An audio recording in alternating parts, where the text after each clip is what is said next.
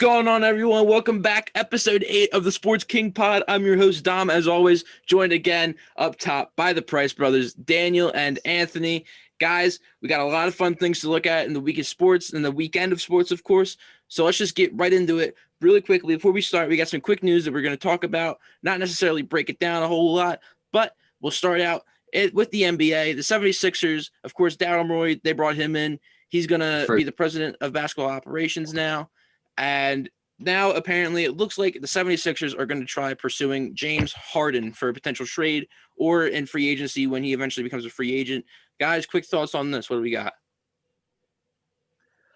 I really hope that the Sixers could bring James Harden in as long as it doesn't include Joel Embiid or Matisse Thybulle. I think I would like it to not include Ben Simmons, but I don't know if there's a way around it.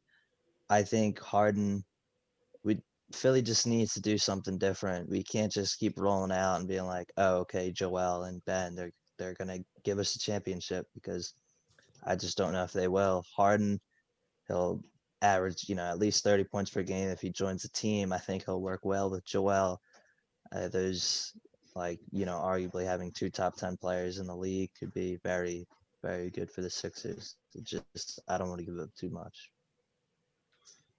I think they have a good shot just because he's from Houston, Morey. I don't think that they're going to trade Joel. I think they should trade Joel, but not to the Rockets, just because of the relationship Joel has with Russell Westbrook, unless they get Russell Westbrook out of there. But I think if Embiid's gone and it's Harden and Simmons, I think that'll work very good.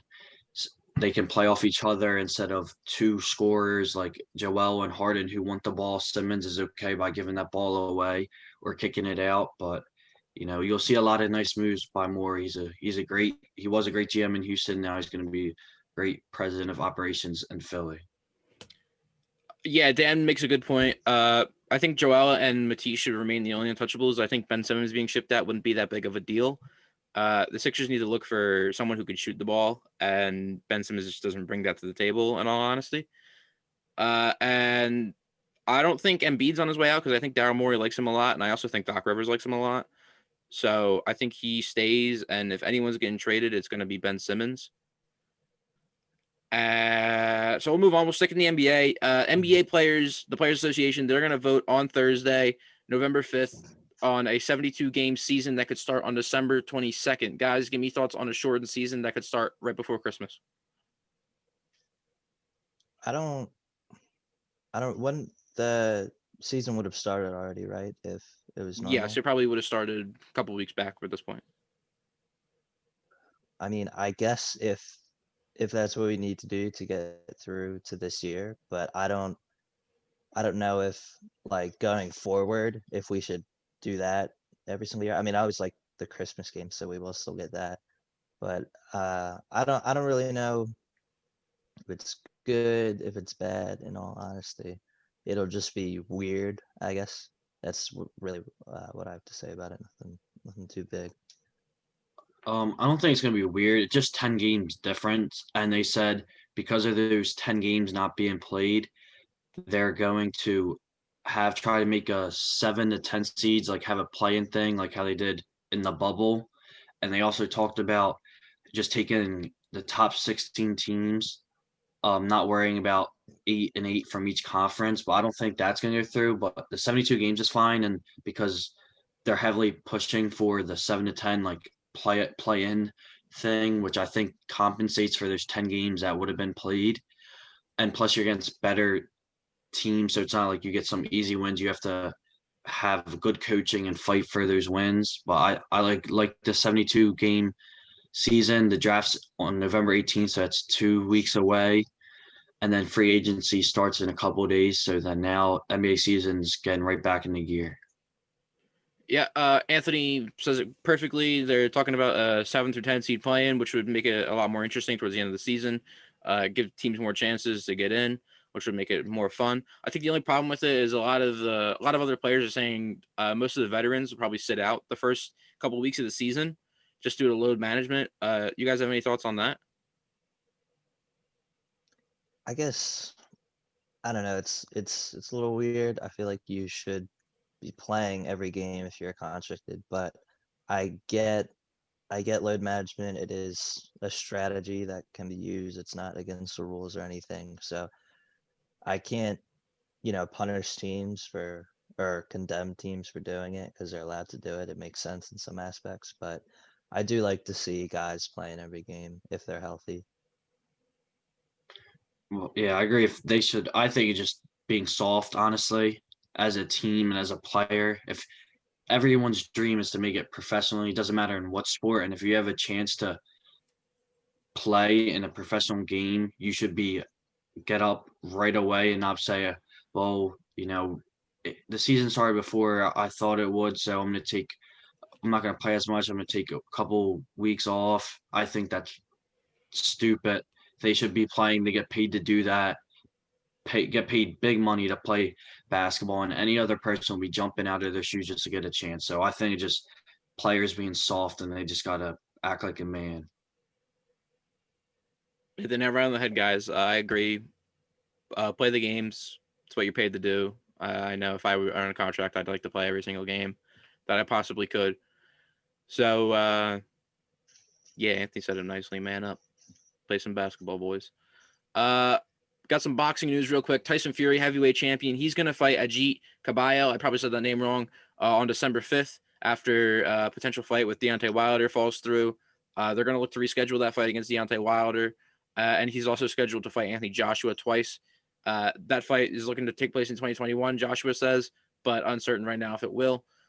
Some news on MLB. Trevor Bauer, one of the finalists for the NL Cy Young Award, rejects the Reds' initial offer. Not entirely sure on the entire details of it, but he says he's still open to return to Cincinnati. So something we could look forward to in the near future as MLB free agency starts to kick off. Let's stick with the theme of MLB.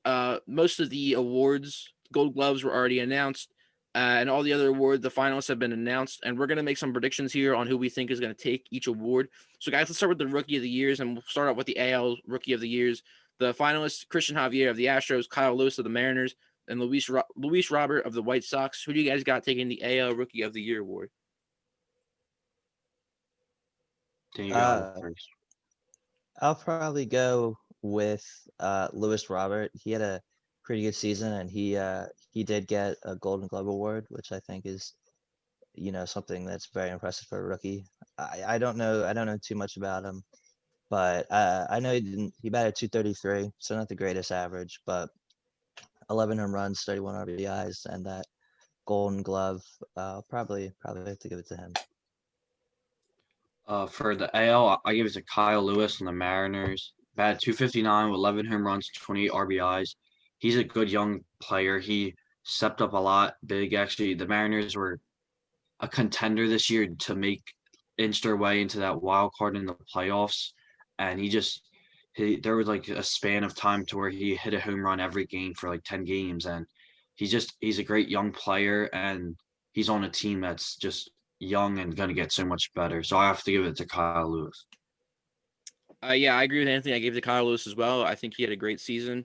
Anthony gave all his numbers: 11 home runs, 28 RBIs, a 259 average, OPS just above 8, 804 OPS, 5 stolen bases as well. Nice rookie season. Dan makes a good point about Luis Robert as well. I think he also had a great year.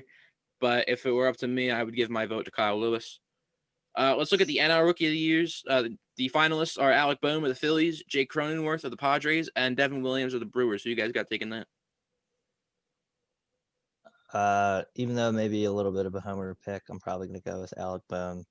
He just played well for the Phillies. That's really all I can say. He batted 338, 4 home runs, 23 RBIs. Just kind of Phillies definitely had a disappointing season, but I say would be a positive aspect of the season. So maybe a bit of a homer pick, but I'll have to go Alec Bohm. I love Alec Bohm, but I know I've been saying it for years. You can ask Dom. The Phillies had to bring him up earlier, but I can't give it to him. He came up. He didn't start from the beginning of the season. Came up midway, quarter of the season. I gave it to Jake Cronenworth on the Padres. He played the whole season. Batted 285, 4 home runs, and 20 RBIs. And he faced so much tougher pitching than Alec Baum did. He has a nice lefty swing, and he made that Padres lineup get that pop from every player. He was just fun to watch, and I have to give it to Cronenworth. I'm going to agree with Dan on this one. I gave it to Alec Boehm. I think my bias will probably show a little bit here too. In 44 games played, he had 4 home runs, 23 RBIs, and as Dan said, had a 338 average. That's a pretty good year. I can't speak for the other guys, but I know because I watched majority of the Phillies games this season, he provided a much needed spark to that lineup when they needed it a lot. And he didn't start out on the team with he wasn't on the original roster. He got called up a little bit later into the season. Especially Phillies had a few games canceled, and the lineups got switched around a lot. And they called him up eventually, and he provided a big spark. I like what Anthony said. I think Cronenworth did have a really good year, and he probably is the census favorite to win it. But if we're up to me, I would give it to Alec Boehm, just because I'm biased. Let's move on. Let's talk about manager of the year. We'll start with the AL. Kevin Cash of the Rays, Charlie Montoyo of the Blue Jays, and Rick Renteria, I might be saying that wrong, of the White Sox. They're all finalists for the AL manager of the year. Who you guys got taking that? I would probably have to go with Kevin Cash. I mean, he led the Rays to the best record in the AL, right? 40-20. So, yeah, I mean, obviously they would have wanted to win the World Series, but I don't think they don't take into account postseason, correct? No, I believe it's Yeah. just all based off regular season performance. Okay, but still, just based on regular season performance, I don't think coming into the season. I mean, we knew it was shortened, so it'd be a little bit different. But I don't know if we would have expected the Rays to be the best team in the AL, and he did a great job of kind of letting his young pieces shine and just doing a very good job overall with the whole team. So mine would have to go to Kevin Cash. I would say Kevin Cash, but because he took Snell out, I'll never want to speak about him again. He's not a good manager to me anymore. But I picked the White Sox manager. I wrote the name wrong and I spelled it wrong, so I'm not going to try to pronounce it. But the White Sox made the playoffs first time since 2012-13, and they are just a young group that keeps on getting better. And he just made that team so much better with new lineups, bringing people up, Jimenez, Luis Robert, who should have been brought up probably a couple of years ago, but he brought up now because he knew that the White Sox needed a spark, and the people he brought up did their job and sparked their lineup. So I have to give it to the White Sox manager. I also went with Kevin Cash. I think just the best record in the AL with the Rays, a team that really wasn't supposed to have the best record in the AL on paper. They surprised a lot of people this year, and I just said it. They don't really count postseason, but he ended up winning the AL pennant and taking that team all the way to the World Series, which again a lot of people didn't expect to see happening. So just for that reason alone, I'll give it to him. The other two managers both have good state. They have a good place to be. Charlie Montoyo with the Blue Jays, again another really young team that really wasn't supposed to be in the playoffs, but they made it anyway. And Rick Renteria, again probably saying that wrong, but he also, like Anthony just said, did a lot of good things with a team that's very young. First time in the playoffs in a while for that team. So all three of these guys have a good shout at winning it, but I would give it to Kevin Cash. NL Manager of the Year, 3 candidates: Don Mattingly of the Marlins, David Ross of the Cubs, and Jace Tingler of the Padres. So you guys got? I went with Jay Stingler of the Padres. He led them to a really good record, 37-23, and led the Padres to their first playoff berth since 2006. So 14 years. It's a long time. The Padres, as we discussed with the Rookie of the Year too, they have a few good young pieces, and just the Padres. They were one of those organizations for the longest time where it's like kind of like the Lions, like are they gonna ever like be good or something like that? And they finally did it this year. So I have to give credit where credit's due. So Tingler would be my NL manager of the season. I like that pick. I liked what the Padres did, but I picked Don Mattingly of the Marlins. Just all half of the Marlins starters opted out of this season, and so you had all these young guys barely played. And Marlins are never considered. They're supposed to be considered one of the worst teams in the league, and then they beat the Cubs the first round, and they lost the next round, but they made it to the playoffs. They had a good season, and he did good with making Sixto Sanchez make him a top pitcher in the league, and it was their first time making the playoffs since 2003 when they won the series. So I just have to give it to him. Yeah, I also gave it to Dom Mattingly. 30-29 record with the Marlins is incredible considering that team was probably only supposed to win 20 games in this past season. And they had absolutely no business beating the Cubs in the wild card round, but they did anyway. And as Anthony said, they had a lot of players opt out, and they lost a lot of players throughout the season because of COVID. If you remember, right as the season started, they had that huge problem where majority of the team had COVID, and they were pretty much playing with a AA and AAA team at that point. And they still managed to have a plus 500 record, second place in the NL East. And like I said, they beat the Cubs in the wild card round, which is pretty impressive. We'll now move on. The Cy Young Awards. We'll look at the AL first. Shane Bieber of the Indians, Kenta Maeda of the Twins, and Hyun-Jin Ryu of the Blue Jays. Who you guys got? I think it's got to be Shane Bieber. I don't know if those other guys had good seasons, but he's the winner. I think it's a race for second place. He had 12 starts, 8-1, 1.63 ERA. Just an insane season from Shane Bieber. So I don't know if there's much else to really say about it because I feel like he is definitely the winner. Oh, I agree. It has to be Bieber. Like Dan said, the 1.63 ERA, 8-1. He led the league in strikeouts, 122 and 12 starts, which is just crazy. This is like his first big year, and he's made himself one of the best pitchers in baseball, and he has to win this war. I don't see it going to anyone else. Yeah, you guys took the words right out of my mouth. It's highway robbery if he doesn't win it, quite frankly. 8-1 record. Record doesn't really matter when it comes to pitchers, but that 1.63 ERA is very, very impressive, especially in today's MLB where we all know all the players are hitting bombs like crazy, always getting crazy hits. So it's Shane Bieber by a mile. NL Cy Young, Trevor Bauer of the Reds, Jacob deGrom of the Mets, and Yu Darvish of the Cubs. Who we got here? It's close for me. Yu Darvish definitely had a really good season too, but I'm gonna have to go with Trevor Bauer. He 5-4, but like he just said, record is a bit shaky when you look at starting pitchers. But a 1.73 ERA, which is absolutely insane as well. 100 Ks too. It's just he for me is definitely the winner. He had a fantastic season this year. Yeah, I think it's Bauer, no doubt. I say that in my article that I did on him. I just think that he was the best pitcher in the NL. He plays for the Reds. He led the Reds to the playoffs. I know 5-4, but he doesn't have anyone really to back him up. He just from everything that he's been through and the fighting with managers, he found a home in Cleveland this year, or not Cleveland, Cincinnati this year, and he did amazing. And I think it should go to him. And Dom said before in the beginning that he did decline his first offer, but for all the Reds fans, just he needs to see everything first on table, then he'll decide. So you don't have to worry that much. Don't get scared yet. Yeah, again, you guys took the words right out of my mouth. To me, it's obviously Trevor Bauer. Again, deGrom and Yu Darvish should have very good seasons, but it's obviously Trevor Bauer. I talk about Bieber's 1.63 ERA. He had a 1.73 ERA, which is almost just as good. So I would, again, give this to Bauer by a mile. And the one we're all looking at, the NL and AL MVP awards. We'll start with the AL. Jose Abreu of the White Sox, DJ LeMahieu of the Yankees, and Jose Ramirez of the Indians. What are we looking at here, guys?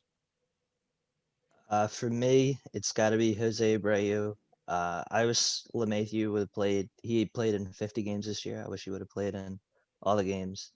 But he had a fantastic season, as did Abreu. 317, 19 home runs, 60 RBIs. I mean, in our 6-game season, that was just pretty insane. He was a focal point of that White Sox team, and to me, he gets this award. I have to give it to DJ LeMahieu for the Yankees.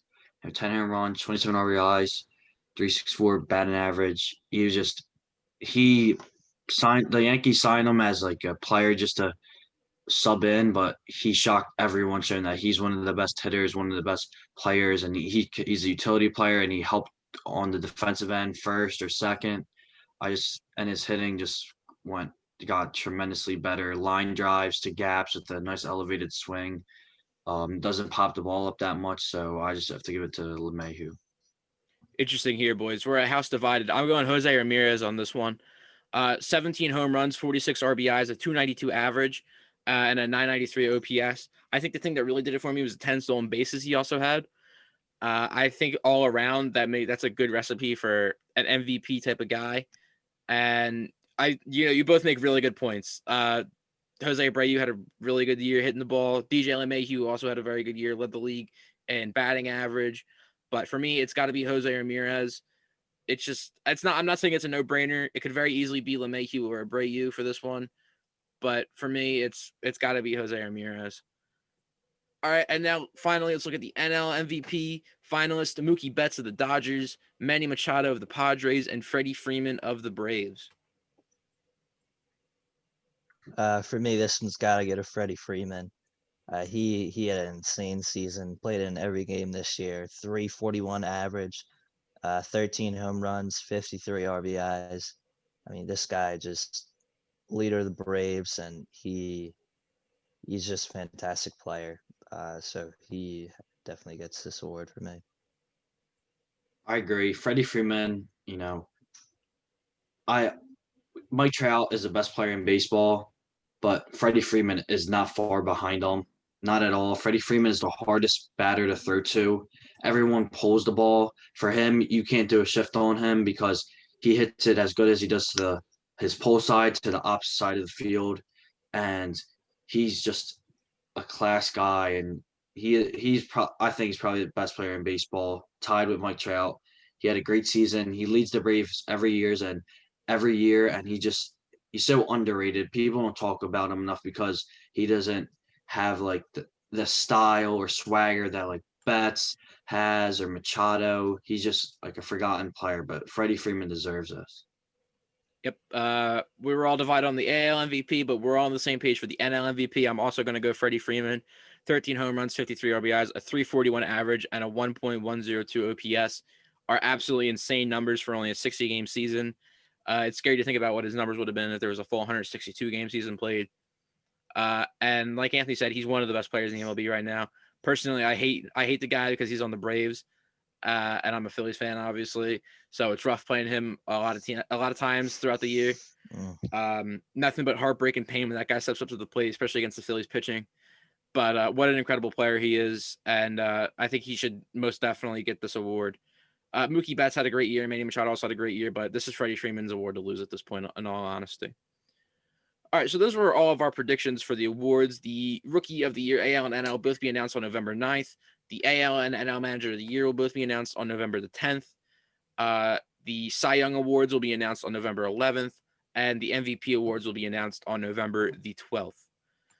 So let's move on from baseball, and let's very briefly, we're going to touch upon the UFC Fight Night this weekend.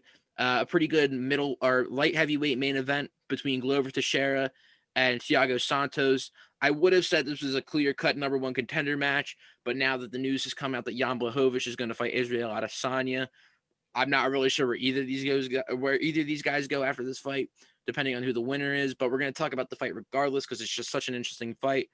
I'm going to let you guys go first, and then I'll give my take. Yeah, Teixeira, I think he's coming off 4 wins in a row. And Thiago Santos obviously coming off that loss against John Jones in July 2019. He came off 4 wins before that, so he was performing very well, and then came up against John Jones, who's obviously a very, very good fighter.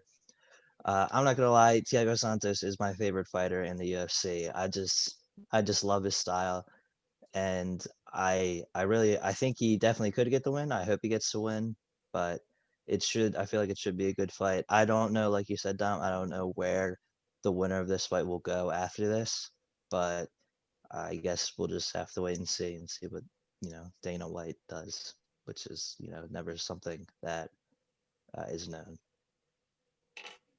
I think Teixeira was going to win.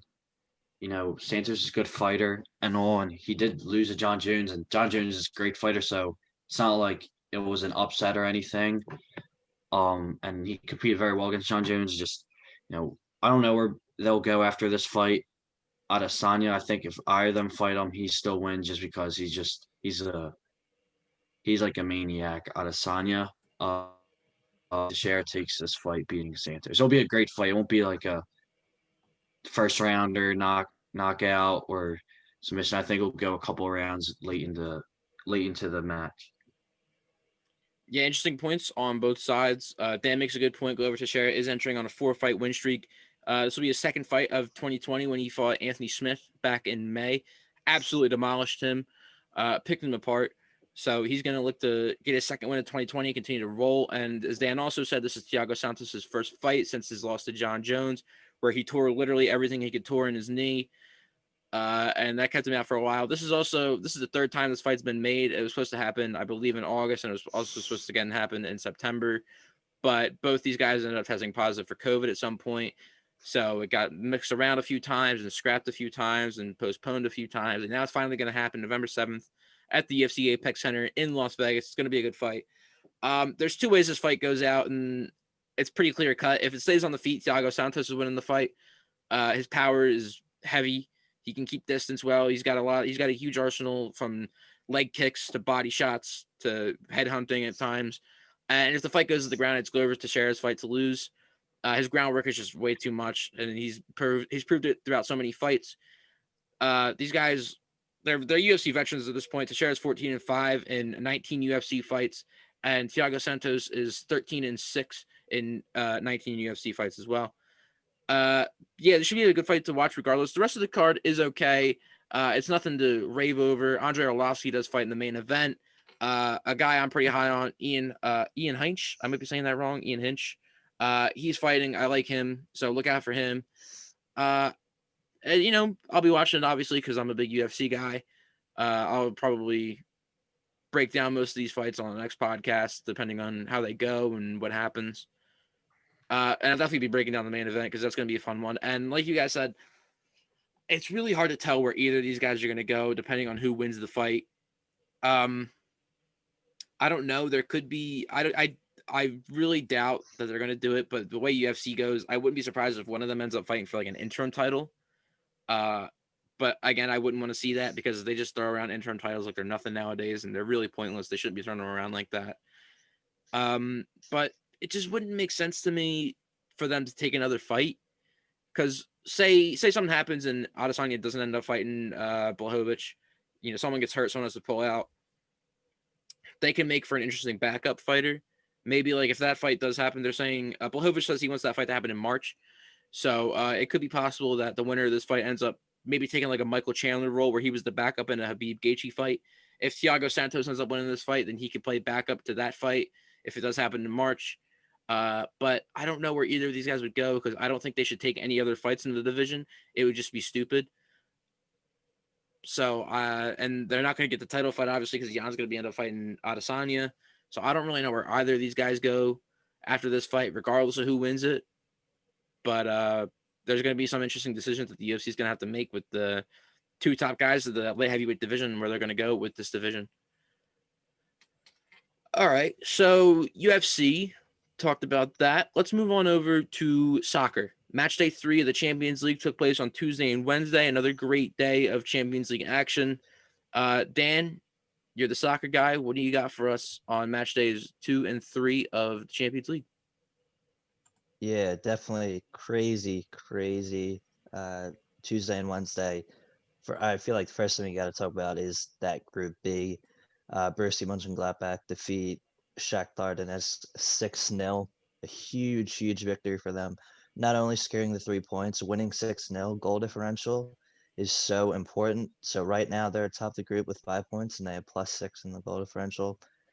They just dominated the game. I think Alassane Plie had a hat trick. So just a great result for Mönchengladbach. And Real Madrid defeated Inter 3-2. A very closely contested game. Inter was down 2-0. They brought it back to 2-2, and then a Rodrigo goal in the 80th put Madrid over the edge. So good win for them.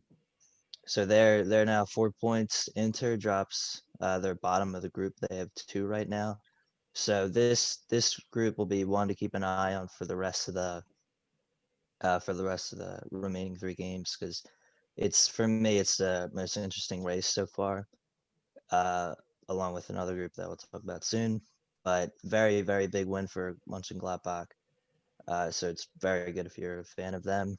And then the other group, I forget what group exactly, but the group with PSG, United, Leipzig, and Başakşehir, they had a few really big games because United ended up losing to Başakşehir 2-1. So they were rolling in the Champions League. They beat Leipzig, they beat PSG, and then they lose to Başakşehir. So now they're still on 6 points. If they would have won this game, I think it probably would have put them through. But now they have to, play some tough games. They have to play Başakşehir again, and then PSG and Leipzig. And then today, also Leipzig defeated PSG 2-1. PSG were without Neymar and Mbappe, so it's like uh, it's a little off, but definitely a deserved win for Leipzig. PSG also had 2 red cards, some very careless play from them.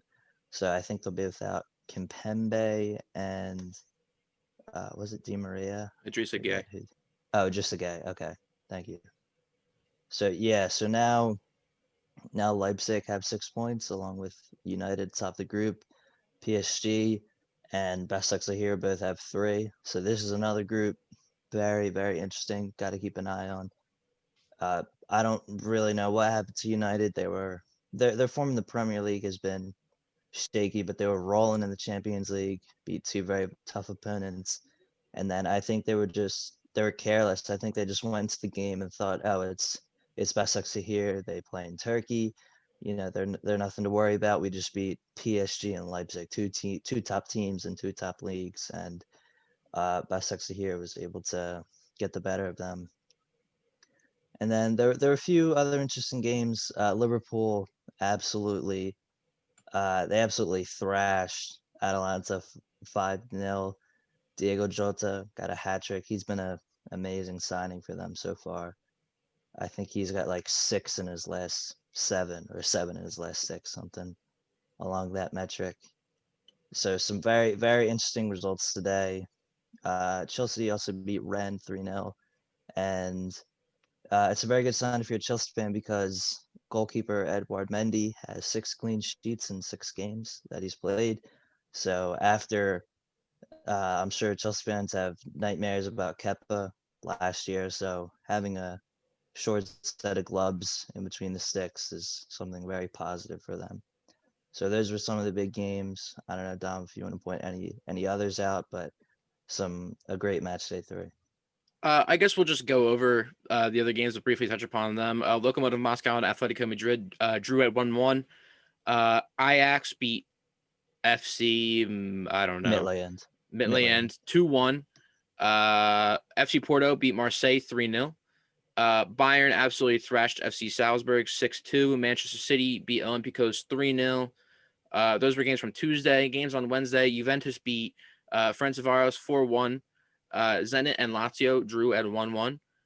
Barcelona beat Dynamo Kiev 2-1. Borussia Dortmund beat Club Brugge 3-0. And Sevilla beat Krasnodar 3-2. So I believe that were all the Champions League Matchday 3 fixtures. Dan, I know we've got a busy weekend in domestic leagues coming up. So why don't you go ahead and just get right into it? What games you got for us? Definitely. I guess we could start off in the Premier League. So in the Premier League, Everton play Manchester United. So Manchester United have had shaky form in the league, and then they lose this one to Başakşehir. So they'll be looking for a win, and so will Everton after starting off red hot and sitting atop the league. After going 4-0, they are now 4-1-2. They lost the last 2 after drawing to Liverpool. So this could be a big win for them to kind of show that they're still 4th right now, but they have to show that, okay, we slipped up a little bit, but we're still contenders. We're not pretenders.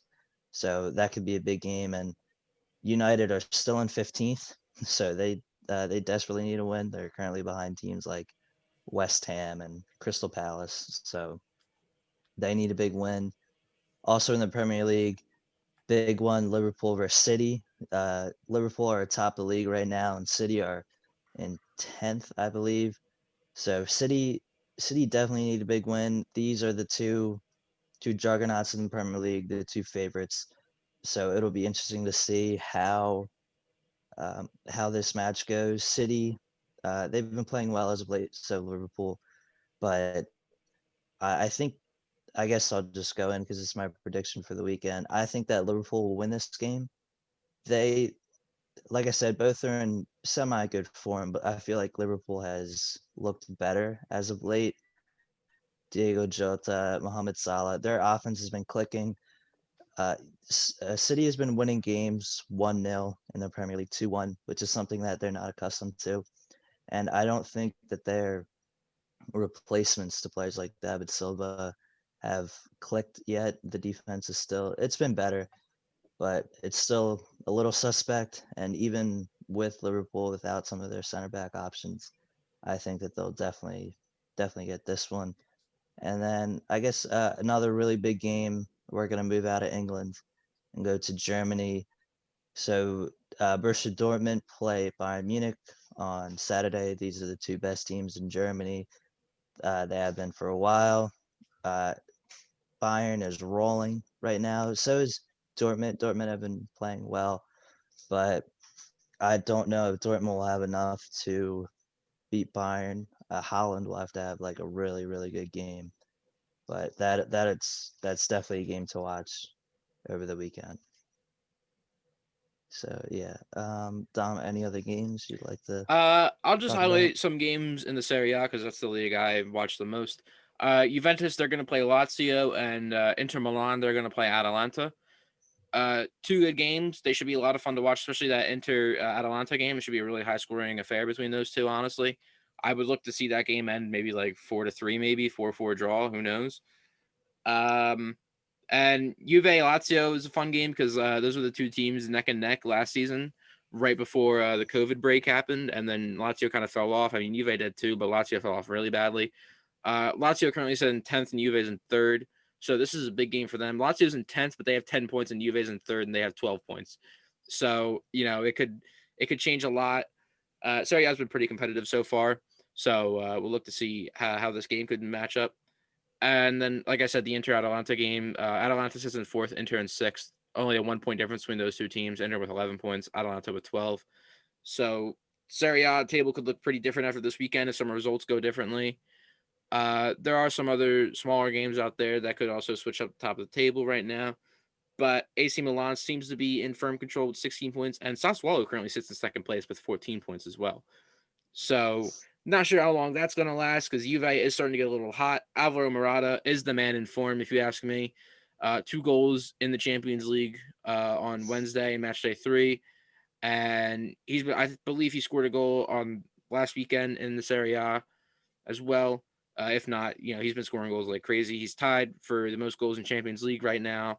And he's been performing really well since he made his move back to Juve, I would say. Yeah, I think that's all I have to say on those games. We'll take a look at the Sports King board for the first time this episode.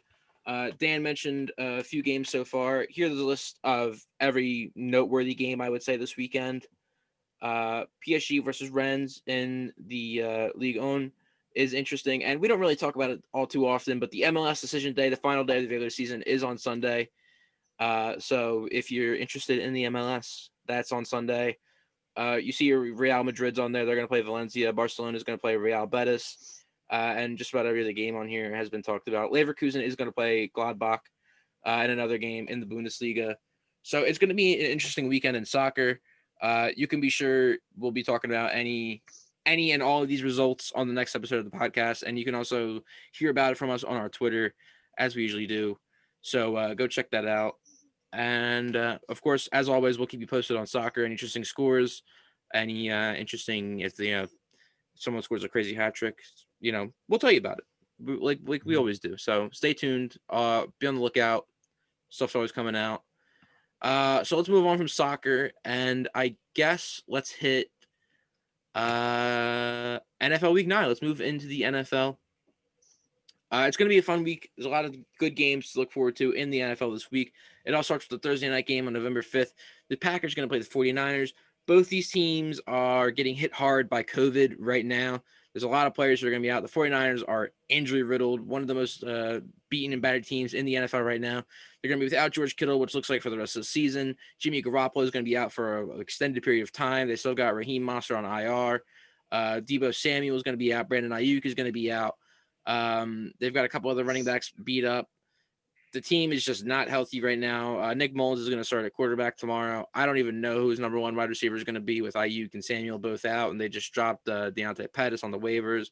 So I'm not really sure what that offense is looking like. Bourne, probably. There you go. And I believe Hasty will probably be the starting back for them. So I could probably predict what you guys are going to say, but how do you guys see this game going?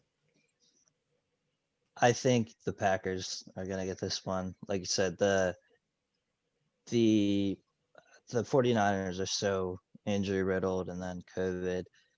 I just don't. I think that Aaron Rodgers and Devontae Adams, even though I think the Packers, they're gonna be without possibly Aaron Jones, Jamal Williams, AJ Dillon.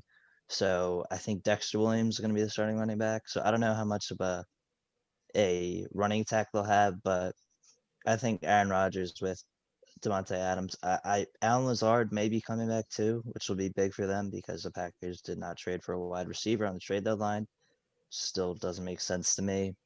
And I do like the tight end Robert Tanya.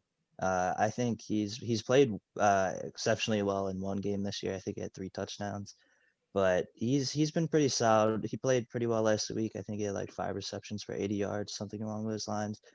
So I think if the Niners, if like Sherman is shadowing Devontae Adams, or they're putting a bunch of people on him, I think Rodgers should probably look more for Robert Tanya.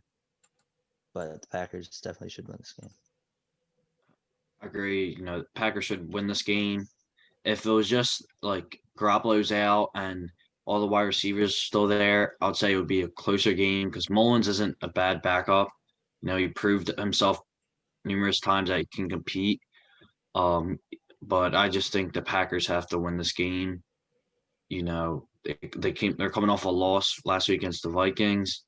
So I just think they're going to come out fighting, and all the running backs do have COVID on the Packers, but they rely more on their pass, so I don't think it's going to be that big of a difference. And maybe for the Niners knowing that they're going to rely on their pass more, maybe whoever's going in their 4th-string running back will get opportunity, and he might shine. Some weeks just a player you never heard of shines, and this might be his week. So I think the Packers win this game. Oh, sorry. One correction. I think Richard Sherman is out, so disregard what I said about Richard Sherman. Sorry. All good, Dan. I agree with you guys completely. I think the Packers, they should easily win this game. Probably by like 20 plus points, if I'm being honest. They're going to look to bounce back after getting roughed up by the Vikings in a game that they probably should have won on the weekend. They're going to look to rebuild momentum. And, you guys said it all. You said what there is to say. They probably won't have much of a running game, the Packers, considering how banged up their running back room is right now, and they've got a few out with COVID. So, fantasy owners who have Devontae Adams, big smile on your face, I would assume. He might get another 4 touchdown performance, I would say, if not more. So yeah, I would imagine Packers win this game fairly easily. Line on this game, Green Bay -7. I'm assuming we're all probably going to take that, right? Yep. And then over under a 49. I would probably say over just because the Packers are probably going to run it up. Probably. Yeah. All right. And real quickly, before we continue with week 9, we didn't finish off week 8, Monday Night Football between the Buccaneers and the Giants. Well, what a weird game. We were all very confident that the Buccaneers would win this game by at least 80 points. They didn't. They won it by 2 on a controversial game-ending call. I'll get you guys' opinion on that in a second. but a weird game, I would say. Buccaneers didn't really perform the way we expected them to, and the Giants, if you watch the entire game, it looks like it was a game they probably should have won realistically. But didn't convert on all their chances, some turnovers. Daniel Jones didn't look like Danny Dimes like he did against the Buccaneers last season. But why don't you guys just go ahead and let's finish off week 8 real quick. Yeah, the Giants were just able to kind of stay in this game. The Buccaneers just couldn't put them away. No one on the Buccaneers had a particularly good game. And regarding that 2-point conversion, I do think that it was pass interference, but I think if Daniel Jones would have thrown the ball to him earlier, I don't even think it would have mattered because Winfield was coming from across the other side of the field and Lewis was already open in the flat. So I feel like if Daniel Jones gives him that ball earlier, then he gets that 2-point conversion. No need to worry about a call or no call. And then they go into overtime.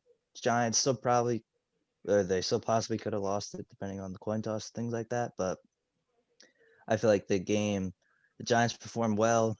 They performed well for the Giants. Buccaneers, I don't know.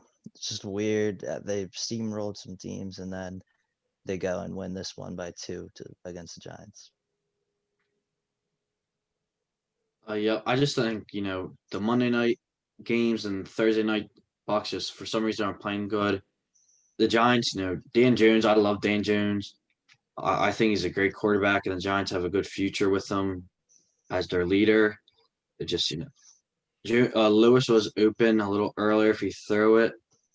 I can't say, it's such a hard call. Like, it wasn't a clear pass interference like how like the Rams and Saints one was a couple years That's clean. ago. That wasn't pass interference. So it was just like, I don't blame. I believe this my whole life, even as playing sports. I never blame a ref or an umpire for the game. You control the game. They control just some little things and things that happened earlier in the game, like that interception by Jones when they were driving down the field they're in like at the 40 going to 30. You can't blame the ref for losing games. It's things that you do before that call happens. It's your fault if you lose. You have to adjust to on the fly just because you don't have something going your own way. Brady, just want to congrats Brady and Gronk they just passed Steve Young and Jerry Rice on most touchdowns ever by a quarterback receiver pair. They're now second behind Manning and Marvin Harrison. So just congrats to you two. That's all I gotta say for this game. I'll go on the record and say it was pass interference. I think there was contact before the ball got there, but Dan makes the point that, had he just thrown the ball earlier, it wouldn't be a big deal. And like Anthony said, you also can't blame the entire game on just one call. Giants had a lot of turnovers that game. Chances they should have converted, should have had more points on the board. And like Dan said, the game goes into overtime. We're not really sure what happens. Giants probably end up losing that game anyway if it goes into overtime. But yeah, that's NFL Week 8 officially recapped. So let's continue with Week 9. We'll move on. We just broke down the Thursday game, gave predictions. Let's move on to the Sunday games. We got an interesting game between two teams with not the prettiest of records, but they're two pretty fun teams to watch, in my opinion. The Broncos are going to play the Falcons. Let's just get right into it. What do you guys think about this game? I think this game will probably be a high-scoring affair. Just two teams. Their defenses aren't the greatest, even though I think Denver's been pretty good against the run. But yeah, I think the Falcons, Calvin Ridley's still questionable, I believe. But with Julio Jones, Todd Gurley, Hayden Hurst, I feel like they should have enough, even though the Broncos had a great comeback last week against Chargers. Drew Lock played pretty well, so we'll see if he can replicate this performance. Personally, I hope he does because I picked him up in fantasy because Matt Stafford got COVID, but we'll have to wait and see.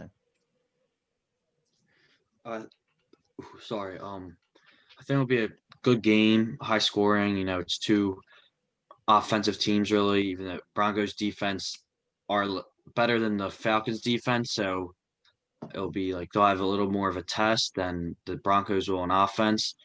But I have to take the Broncos. I like Drew Lock.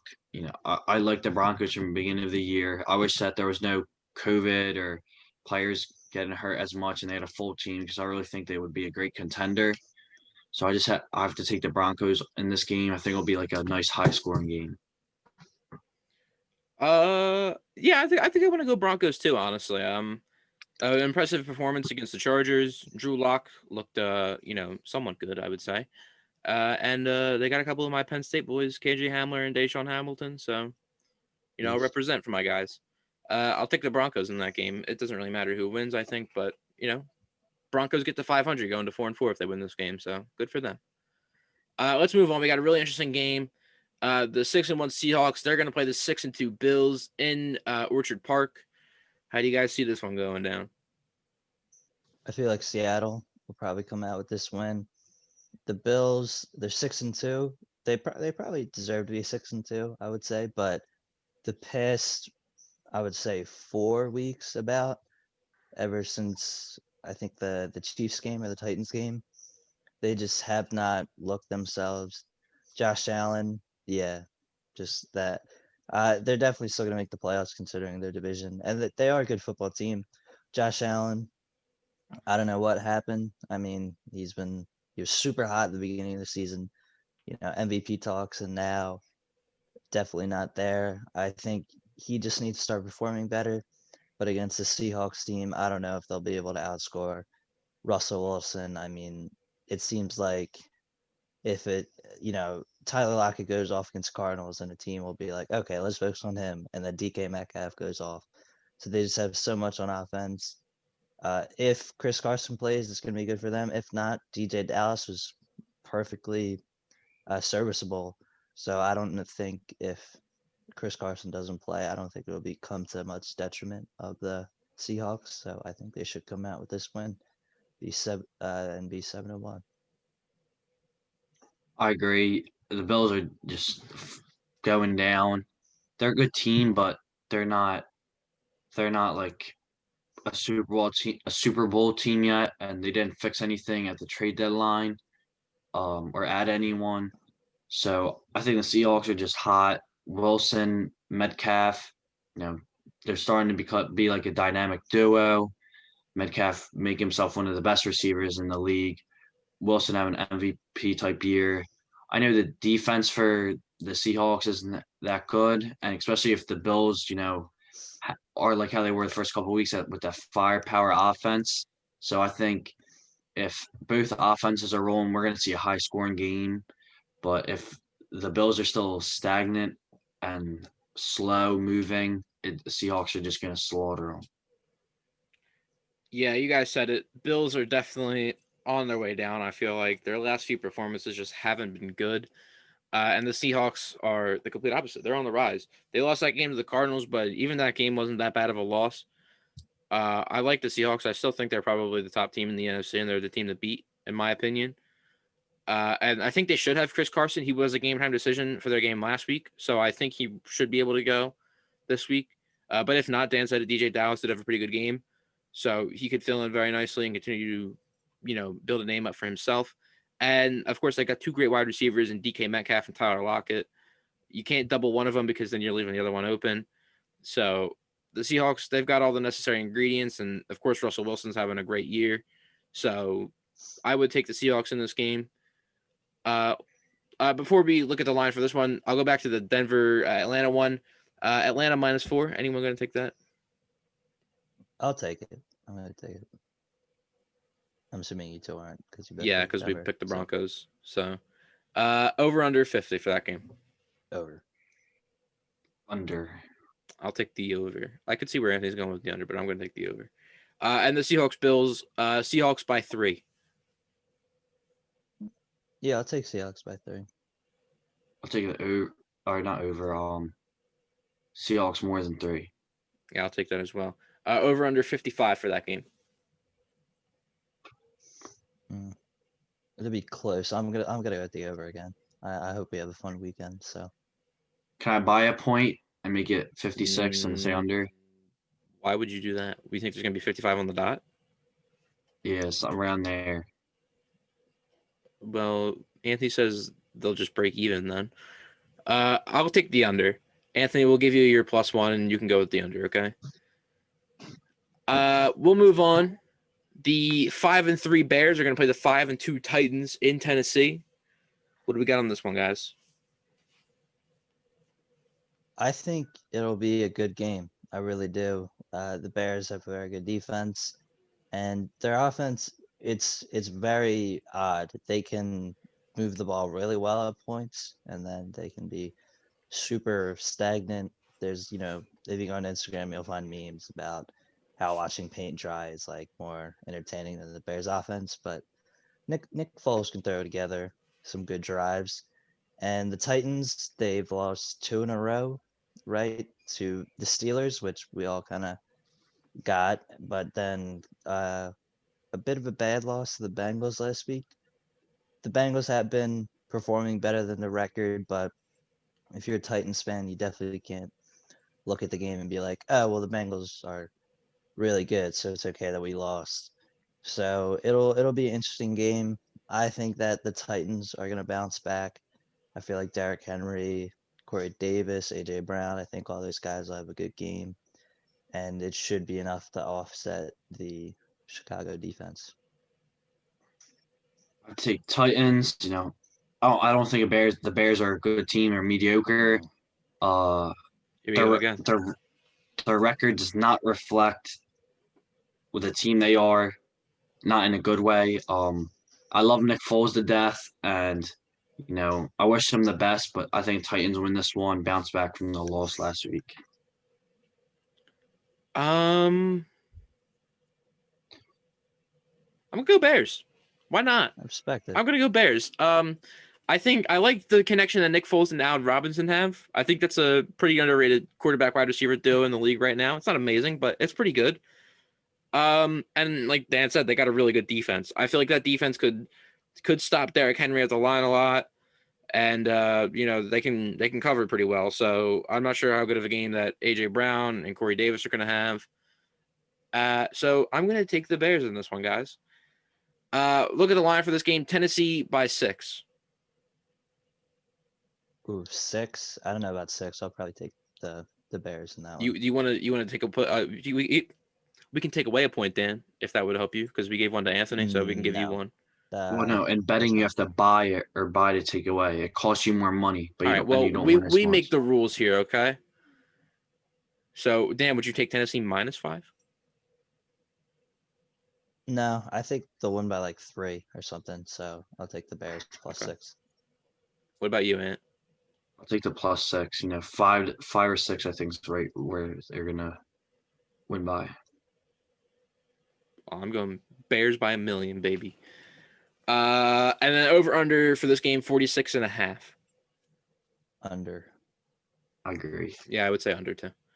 Here's an interesting game. We got the Baltimore Ravens are going to play the Indianapolis Colts in Indianapolis. Let's get right into it, guys.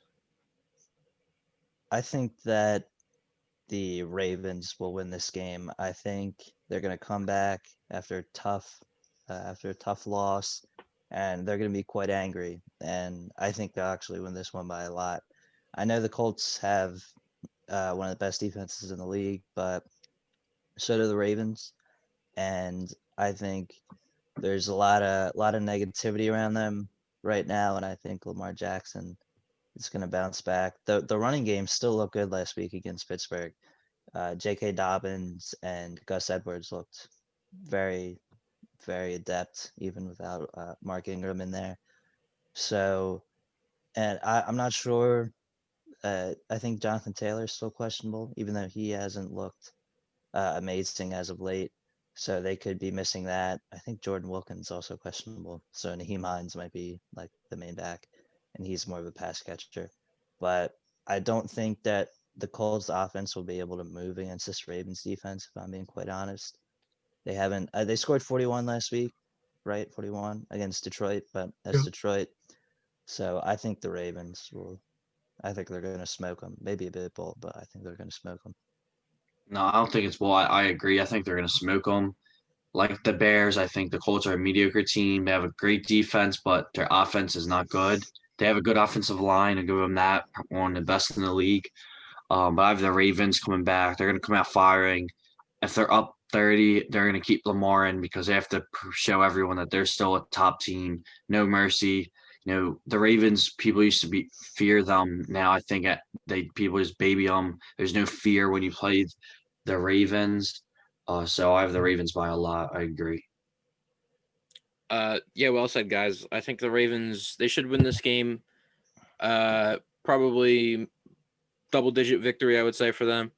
Dan said their running game was good last week. I think they need to pick it up just a little bit, considering their leading rusher is Lamar with just over 400 yards. But I mean, it is Lamar. He is a running back. We all know that. But they need to get the run game just a little bit more involved to get it pumping the numbers that they had last year. And if Lamar can just continue to improve, he had a rough game against the Steelers last week, but if he could somehow return to his MVP form, that would be very big for the Ravens in their way to another playoff run, potentially try and win a Super Bowl. Especially because the Steelers, they're going to play them again this year, and they're looking like a very good team. So they're going to need to improve, and they should use this game to improve a lot. It's an interesting game. Ravens undefeated on the road, Colts undefeated at home. Something's gonna I don't know what I'm saying. Something's gonna budge. There you go. Thank you, Dan. Something's gonna budge. Someone's gonna lose. Someone's always gonna go. It'll be a fun game to watch, even if it is a blowout. Two pretty good defenses going at it. And good Ravens offense to watch, fun offense to watch. So keep an eye out for that game. Line for this game, Baltimore -2.5. Definitely taking it. Baltimore -2.5. Yeah. So it's +2.5 for the Colts. I know they're going to win by a lot more. I was gonna say you just got done saying how much of a blowout Yeah, it's gonna no, be. So. I had to process it. And over under of 47. I'm going to over. I think that the Ravens will try to, keep score in the 30s or some, maybe even 40s. But the Colts will get, 14, 21, something like that. I'll say over. Yeah, I'm gonna go over as well. Next game, 3-5 Panthers. They play the 7-1 Chiefs in Kansas City. Go ahead, guys. I think it'll be very interesting if we see Christian McCaffrey finally come back. I think he is supposed to, but something could change. He practiced. He was a full participant today, Wednesday, in practice. So he's one of the best running backs in the league. For my money, he's probably the best, most complete back in the league. So he'll be a problem against the Chiefs. But the Chiefs, for me right now, I think they're the best team in the league. Patrick Mahomes is playing insane. I know the talk's all about Russell Wilson right now, and definitely 8 weeks through the season, he's the MVP favorite. But I think that Patrick Mahomes is right behind him. He's been playing insane. The past 2 games, the Chiefs played so well. He hasn't even played for much of the fourth quarter. We've seen Chad Henne come in, but they're running the ball well. Their defense has been playing pretty well in some games, which isn't something we're accustomed to. But I think the Panthers, they'll score some points, especially with McCaffrey back. Robbie Anderson, DJ Moore, they can throw together a few good drives. And I do like some pieces on this Panthers defense, but I don't think it'll be enough for the Chiefs. I would say this is gonna be a good game. I don't think it's gonna be a blowout. I want to take the Panthers just because if McCaffrey's back and they have underrated weapons. Probably the most underrated weapon team in the league. But I'll probably say the Chiefs just by like a couple. Yeah, I like the Chiefs in this game too. I mentioned on the last podcast that I do think Robbie Anderson is one of the most underrated offensive players in the league right now. So maybe he could have a big game and the Panthers may get a close one and a fun one to watch.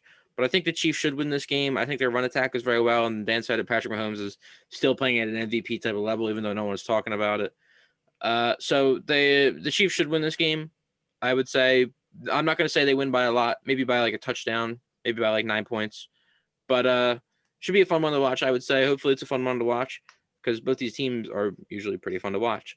So PEMDAS, it works out, right? Line for this game, Kansas City -11. Ooh. I'm gonna take it. I think they're gonna win a bit bigger than what you said. I'm taking Panthers +11.5. +11. I'll say that. Over under 52.5. I'll go over just the way the Chiefs are playing right now. I'll go under. I'm going to go over. I think 52.5 should be an easy number to hit for them. Dan touched upon it earlier. Matthew Stafford on the COVID list now, so we're not looking like he's going to play when the Lions take on the Vikings this weekend in Minneapolis. I don't even know who the backup for the Lions is. Does anyone know? It was Driscoll last year or something like that. Last year was David Blau, but I'm not. Well, it's a good thing the year's 2020 and we have Google. Yes. So go ahead and discuss, and I'll figure out who it is. Well, with Stafford out, I think with Stafford in, it would have been a pretty close game. I probably still would have taken the Vikings, but now with Stafford out, I'm definitely taking the Vikings. With Dalvin Cook back, I think they're often like I don't want to get too reactionary just based on last week, but last week was a good win for against Packers. You can't take that away from them. So I think that with Dalvin Cook back, he'll be able to run over the Lions defense. He'll be able to manage the game. And then Kirk Cousins can still make a good pass or two to Adam Thielen or Justin Jefferson. And the defense, I don't think should struggle against whoever the backup quarterback is for It is Chase Daniel. Wow. He's been just about He's been everywhere, around, hasn't yeah. he? He He's was an seen some Eagle not places. so long ago. Yeah. Played for the But- Chiefs, Eagles. I think he played for the Bears at some point. Yeah. Yeah. So Chase Daniel, I mean, he could perform sometimes. There's a reason that he's a backup. There's a reason he's still in the league. So, but I think that the Vikings will win this game at home too. Be the first home win of the year. If Stafford was playing, I'll take the Lions. This was a crucial game for them just to get a win on the board. And it sucks that Stafford got COVID. No, Chase Daniel's still a good backup. And, I hope Thielen does great just because of fantasy, but I'll take the Lions. I like the Lions. I hope Dre Swift produces a little more this week, and I got to take the Lions. I'm going to take the Lions as well. Chase Daniel, he's going to get the job done. I feel like Kirk Cousins is going to go into this game. He's going to be like, yeah, I'm such a good quarterback after that Packers win. And he's just going to be like, let me air it out and then throw like 3 interceptions. So I'm going to take the Lions. Why? I don't know. But I think the Lions win this game. It's probably going to be a close game. It is a divisional game. So there's no line for this game because of the COVID-related issues. I think they cancel all the lines if there's any COVID problems. So we'll make one up. Let's say Vikings -3. I'll take it. I think they'll win by 6. Ooh, okay. I'll take Both of the you plus are not 3. going to. Yep. Yeah. Yeah, I'll take the +3 too. The made-up line. Let's go with an over/under of 51. Under. I'll go under. Under? Yeah. Okay. All right. We got next game. A bit of a stinker here. We got the Giants playing the Washington football team in Landover. I think that Washington will get this win. I know the Giants did play well against Tampa Bay, so I can't take that away from them. But I just think overall Washington's probably a better team than the Giants. The Giants, they're without Saquon, which would maybe put them over the edge. But without him, I think the Kyle Allen he'll always play okay, whereas Daniel Jones can play really good or really bad. And Washington should be able to run the ball well. Antonio Gibson, J.D. McKissick. And their defense is definitely better than the Giants. Giants do have decent defense, definitely not like the worst in the league, like the Jets or anything. But I think Washington. It'll be a close game, divisional game, but I think Washington should come out with the win. I'm gonna take the Giants. I want Washington to win. I really like Washington, but I want them to lose this game just because I want them to be able to be hot, like have a high pick in the draft, and I want them to keep losing so they have a chance of getting quarterback next year, which to make their team even better. So I gotta take Giants. I like Dan Jones, probably my second favorite quarterback in the league. Um, and the Giants, they're coming together. They're progressing each week, and I think this week they're gonna bounce back off, off that tough loss that they just had against the Buccaneers. But I think they're gonna use how they competed against one of the best teams in the league into this game and win it. I'm gonna go with the Washington football team. I don't really think anything, honestly. I just think the Washington football team are going to win this game. Hopefully, it's just a little bit more exciting than the last game these two teams played. Line for this game: Washington minus 2.5. I'm taking it. No, I'm going to take it. Over under of 41.5. Under. Ooh. I'll take the over. You got a final score prediction, Dan? If you're going with the under, 21-17.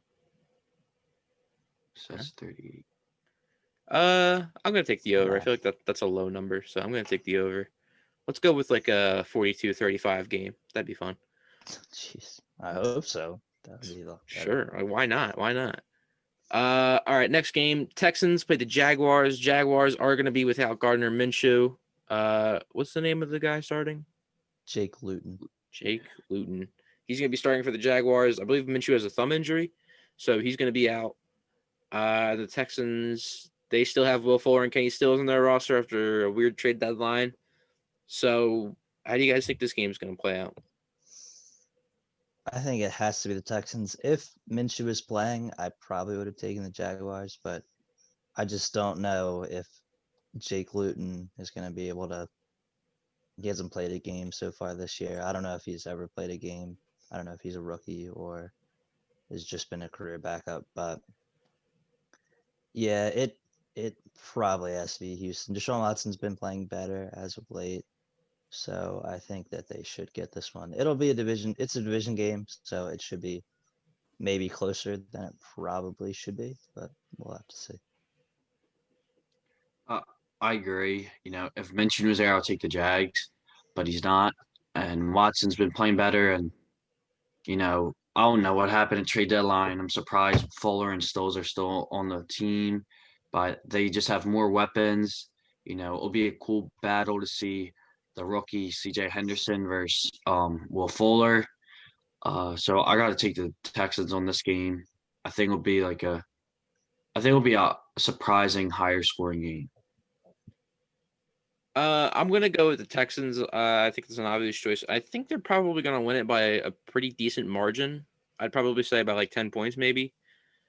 I think, without Minshew for the Jaguars, it's not really gonna help them a lot. And the Texans, they've been playing some decent games. It's just they're not really going their way. And if you look at, the beginning of their schedule was kind of rough, so that kind of messed up their schedule a lot. And they lost that game to the Titans, which went into overtime, which was pretty close. They could have won that game. So the Texans, while their record shows that they're a bad team, they're not a terrible team, but they're also not good, if that makes any sense. So I'm going to take the Texans to win this game. Line for this game is Houston -7. I think it's gonna be by 7. So what is that? Even? Break It's even? even. Yeah. I'll take -7. I think they're going to win by more. Yeah, I agree with Anthony. I think they win by more. Over under 51. I'm gonna go under. Don't know why. Just have a feeling. Under. I'm gonna take the over. I want some fun in the NFL this weekend. Let's get another 42-35 game here. Next game, interesting one here. We got a AFC West clash. The Raiders are gonna play the Chargers in Inglewood. I'm gonna take the Raiders. Raiders, they play some good football from time to time, and they beat a 5-3 Cleveland team last week, even though the weather kind of made it a bit of a stinker. But if they just, keep handing the ball to Josh Jacobs and then counteracting that by like a play action pass to Darren Waller, something along those lines, and the defense will play well from time to time. So yeah, just I think the Raiders will win this one. I love both of these teams. This is a must-win game for the Raiders, just so they can keep fighting for that wild card spot. I think they're in 8th or 9th, so they got to get 7. I'm gonna take the Chargers though, just because I love Justin Herbert. He's fun to watch, and I think he's just gonna, be able to throw the ball. I think it's gonna be a high-scoring game, good game by both quarterbacks. I'm going to go with Dan here. I think the Raiders win this one. I like their team a lot. Like Anthony said, I like both these teams a lot. I like Justin Herbert. I like Josh Jacobs. Both these teams have really good rosters, and they're both probably going to be pretty good teams in the near future. I think the Raiders are on their rise right now, and the Chargers are going to be there very soon. But the Raiders win this game, I would say. I think it's probably going to be a close one, in all honesty. I think Raiders probably only win by like 4, maybe 6. But it'll be close to be a fun game to watch, divisional game. And the Raiders, they definitely, I wouldn't say it's a must win for them, but they definitely should win this game, and it'd help them out a lot if they did win this game and a push for a wild card spot in a contested AFC right now. And the Chargers, I mean, winning this game won't do a whole lot for them, but it'll put them at 3-5. It'll probably just, hurt their draft position a little bit, in all honesty. So I'm going to go Raiders. The line for this game is even, so make what you want of it. And the over-under is 52.5. What are we going there? I'm gonna go under. I'm going to go under. I think this is going to be a low-scoring game. We're not going to get a 42-35 here as much as I'd like to see it, but under. Next game, this is probably a no-brainer. The undefeated Steelers, they're going to go to Arlington and play the 2-6 Cowboys, who, if reports are right, they're going to bench Ben DiNucci and believe Cooper Rush is one of the possible quarterbacks, or someone else. I can't remember the other name off the top of my head. But Ben DiNucci out after one start. Andy Dalton's actually on the COVID list, so he's not going to play again. And, of course, we all know how good the Steelers are. So go ahead, guys. Steelers. Yeah, not much to say about this. Steelers, they won a great game last week against the Ravens, and I don't see them following that up with a loss to the very, very struggling Cowboys. Picking Steelers, obviously, you're gonna win by a lot. I don't know why they're benching DiNucci. Garrett Gilbert is going to be the quarterback, I think. That guy should start on his name alone. I don't know why they're benching him. For some reason, he didn't do like amazing as Philly, but he saw towards the end of the game kind of felt more comfortable, and it was his first start without preseason and OTAs and training camps and all of that. So I don't know. Dallas just a mess. Jerry Jones rebuild right now. That's what they should be doing. I know he says there's still a chance we can win, and that's what he tells everyone. And we're not rebuilding anymore. We're still a good team, but he's smoking something down there in Texas. But I think Steelers by a lot. Big Ben will probably be out by after the third quarter. Yeah, hopefully we get some Duck Hodges action in this game, boys. It'd be interesting. Steelers win this game by a lot. The line is Pittsburgh -14. I would honestly probably take that. They probably win by 20+ points, if I'm being honest here, unless like Anthony says they're up big by the end of the third quarter, and then the Cowboys get like 20 unanswered points for no reason whatsoever because the Steelers just don't care anymore. And then the over/under is 42. I'll probably take the under just because the Cowboys probably won't score any points, if maybe like 3 or 6 at most. I agree. I'll take the under. What is it? 42? 42, yes. I would take the over. I'm thinking like 38-7 or something like that. So it'll put them just over. Okay. So Steelers, they'll most likely move to 8-0. And as we've discussed before, I think Anthony says he could see them going 16-0. I also believe they could go 16-0. I do, however, see them maybe potentially dropping a game here or there, maybe against the Bengals or the second time they play the Ravens. They also do play the Bills. They could drop that game, but I think I would take them in a game against the Bills. So obviously we'll keep an eye out on the Steelers for the rest of the year and see how far they can take their undefeated record. Next game we'll move into the Dolphins are going to stick with Tua Tagovailoa again. He's going to start against the Cardinals in Glendale. How do you guys see this game going? I see the Cardinals winning. I just don't know. The Dolphins defense played exceptionally well last week, and their special teams too also had a big deal to do with it. I don't know if they could replicate that performance again. Also considering the fact that the Cardinals offense is better than the Rams offense. But I need to see more out of Tua to be confident that he's going to go and win a game against a playoff contender like the Cardinals. So I hope he can have a good game, but I'm not too confident. Especially, and Miles Gaskin is out, who's had a pretty good season for them so far. He's kind of just taken the lead back role. No one really knew they signed Matt Breida and Jordan Howard before the season. We're like, oh, that's a pretty nice attack. They'll probably split carries, and then Miles Gaskin comes in and takes over the lead back role. So I don't think the Dolphins will be able to move the ball particularly well. I'm gonna take the Cardinals. They're a really good team. I like them a lot. You know, the Dolphins defense played tremendous last week, but they're not gonna be able to do that against the Cardinals. I still think it's gonna be a good game. Tua's gonna have a great game. He's gonna have not 100 yards, one touchdown. I think we'll have a couple touchdowns and a couple 100 yards. He's get his second feel comfortable in this league. I like what Dan said. I think the Cardinals win this game. I think they do it pretty easily, in all honesty. I just don't see the same performance from the defense and the special teams that the Dolphins have last week against the Rams happening again. Tua definitely needs to step up if they want any chance to win this game. And I like the Cardinals too much. I think obviously I've stated it before. Kyler Murray, DeAndre Hopkins, two tremendous players, and they're going to continue to get better. I just think the Cardinals are going to be a little too much for the Dolphins to handle in this game. I would be surprised if the Dolphins won this game, but I don't see it happening. But it should be a fun game to watch regardless. The line for this game, Arizona -4.5. I'll probably take it. I'm thinking like a touchdown or 10, something along those lines. Over under of 48. Under. I'll take the over. I think it could. Yeah, I'm gonna take the over in that one as well. We'll move on. Sunday night game, probably the best game of the week on paper. A big NFC South clash.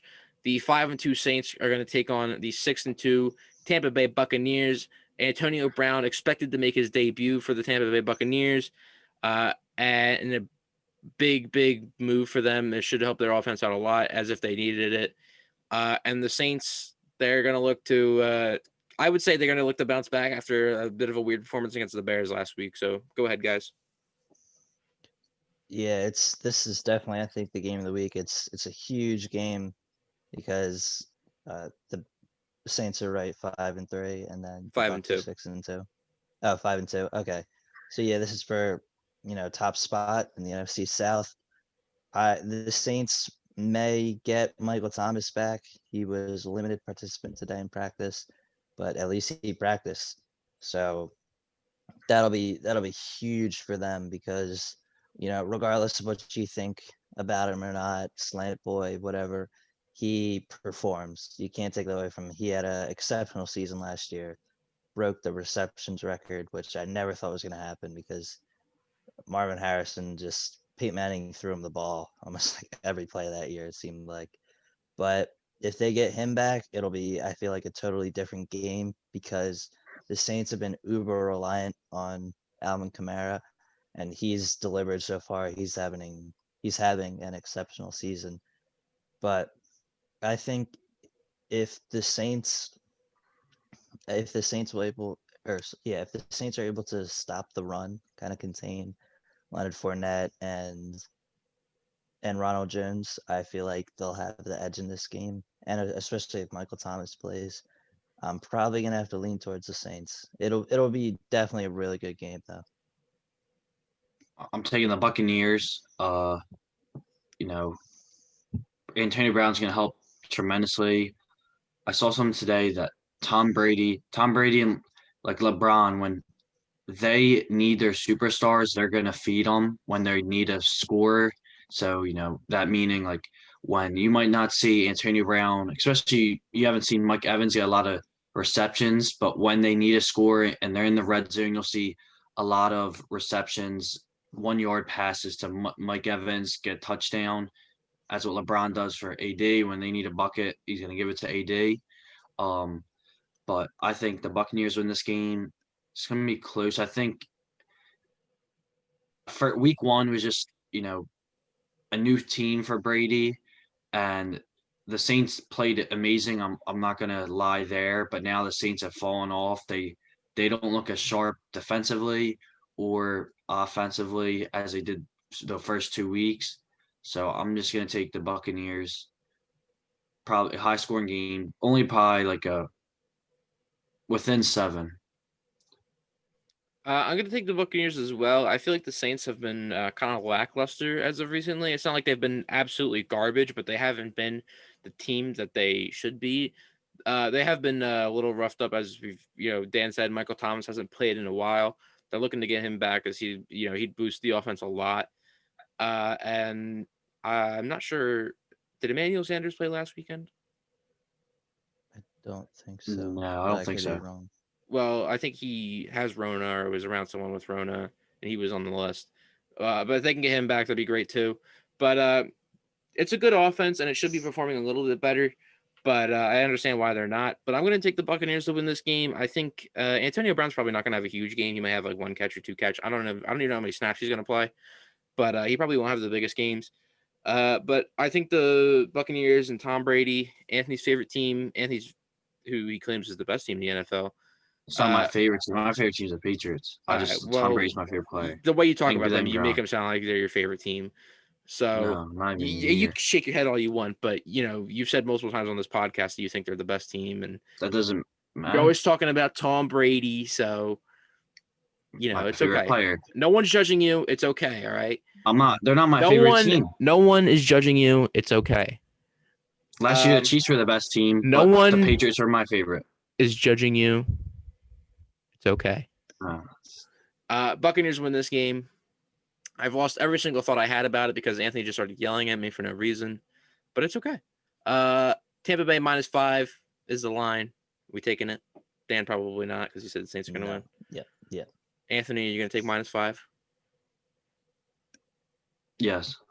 I am not. I think it'll probably be like a field goal. Over under of 51.5. Over. Over. Yeah, it'll be close. I'll go over too. All right, Anthony, your favorite team, the New England Patriots, playing an absolute turd bowl against the Jets on Monday Night Football. I don't even want to talk about this game, but it's a Monday game, so we got to talk about it. Who wins and why? Go ahead. I'm gonna say, I'm taking the Patriots. I think this game's gonna be a close game. Darnold is gonna have a great game, and there's gonna be a field goal win by the Patriots. I don't think it's gonna be a blowout. Cam has to get his stuff together.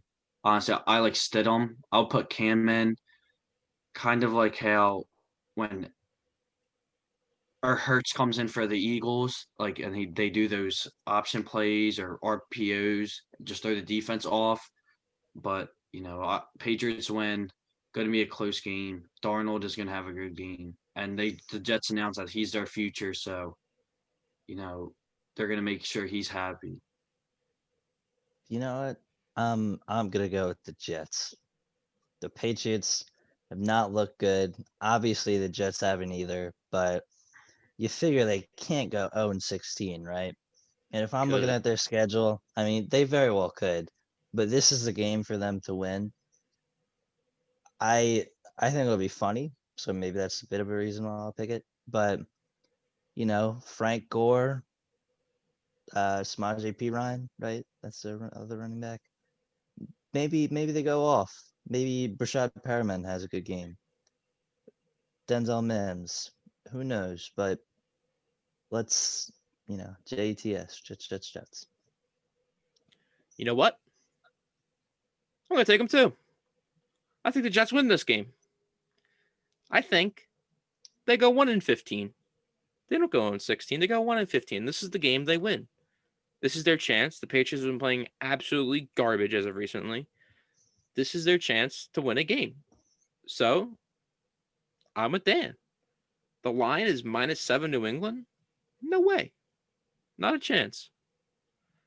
Over under or 42.5. It's most Under. definitely the under. Under. But the Jets are winning, baby. And guess what? You heard it here first.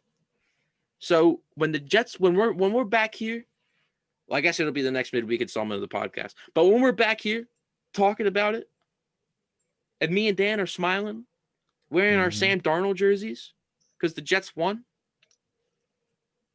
we told you first. We told you it was going to happen first. All right? So, Anthony, I hate to burst your bubble, but this just ain't your work for you. This just ain't your week for your favorite team, buddy. Mm-mm. They're going to lose. They're going to lose. I'm happy the Eagles are on a bye. Eagles are on a bye along with the Rams, Browns, and Bengals. So I think that's all the games. NFL Week 9. We've mentioned it. The trade deadline happened. It was that Tuesday at 4:00. It sucked. No one got traded. No one noteworthy got traded, at least. There were some Packers are the biggest losers. Packers are big losers. They didn't trade for any wide receiver. They were in talks to trade for Will Fuller, but they said the price wasn't right, which is stupid. But yeah, did you guys have anything you wanted to say about the trade deadline? Yeah, I just disappointed. I kind of expected it, especially this year with COVID. Like when you trade for players, got to be the little period, and then also the financial ramifications of it, like trading for players with high contracts, which usually happens at like the deadline for contenders. That didn't really happen. And I guess I will say with the Will Fuller thing, it's not the style of the Packers to do something like that, so I can't really fault them for it in that sense.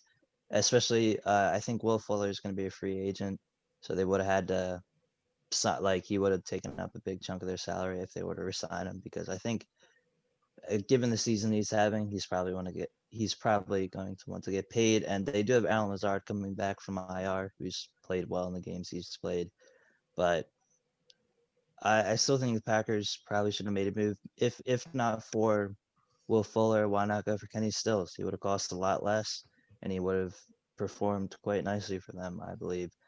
But nothing really happened. Avery Williamson went to the Steelers, which it's definitely went from him. He had a 15-game switch. He went from the 0-8 Jets to the 7-0 Steelers. So if you're Avery Williamson, you Soon gotta to be pretty 1-8 happy right now. Jets. Yeah, soon to be 1-8, but as of now, they're still 0-8. So Alright. I wish something a bit more interesting could happen, like Stephon Gilmore or any of the other trades we talked about on the last podcast, but sadly it did not. Well said, well said. Anthony, any final remarks on the NFL trade deadline? Just poor. That's it. Very poor. All right, let's stick with football. Let's move to college, though. We got a couple of ranked games going on Friday. First one, 11-ranked Miami is going to play NC State. Anything on this game, guys? Miami Yeah, wins. Miami. You're going to see a lot of turnovers, and the turnover chain will be out.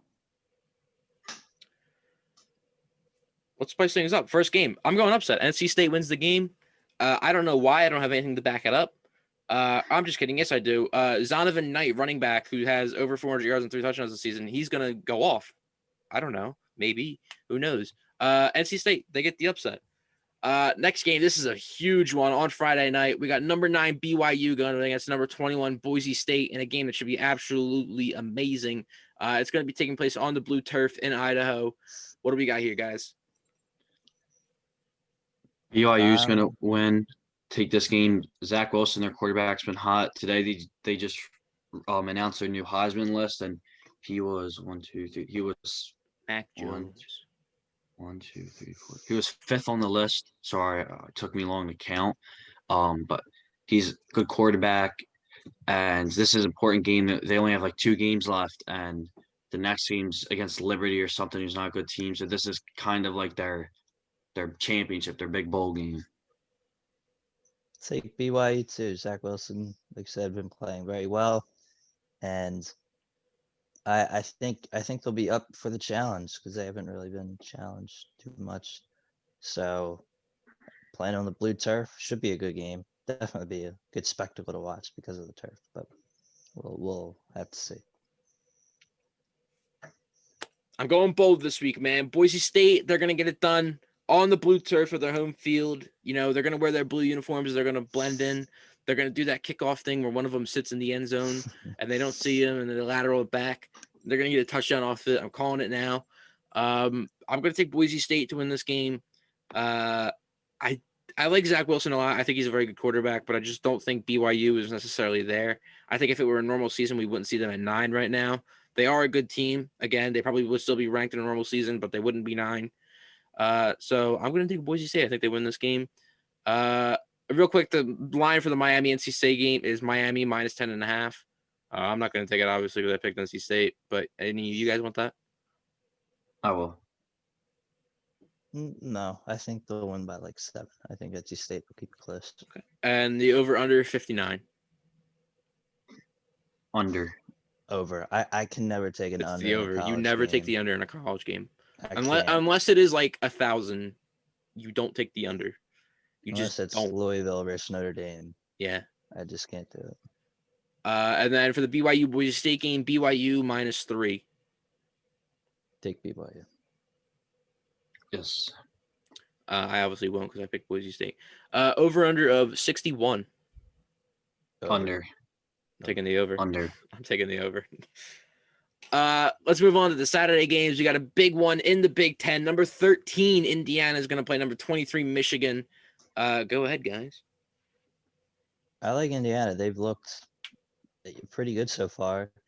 And Michigan just lost to Michigan State. So I think Who lost to Indiana, Rutgers? So that is true. And then Indiana just beat Rutgers. So, PEMDAS, Indiana is better than Michigan. So I'm definitely going to take them here. I'm going to take Indiana. Michigan, they're just, Coach Harbaugh just doesn't have that right team. They don't have a quarterback this year. So I'm going to take Indiana.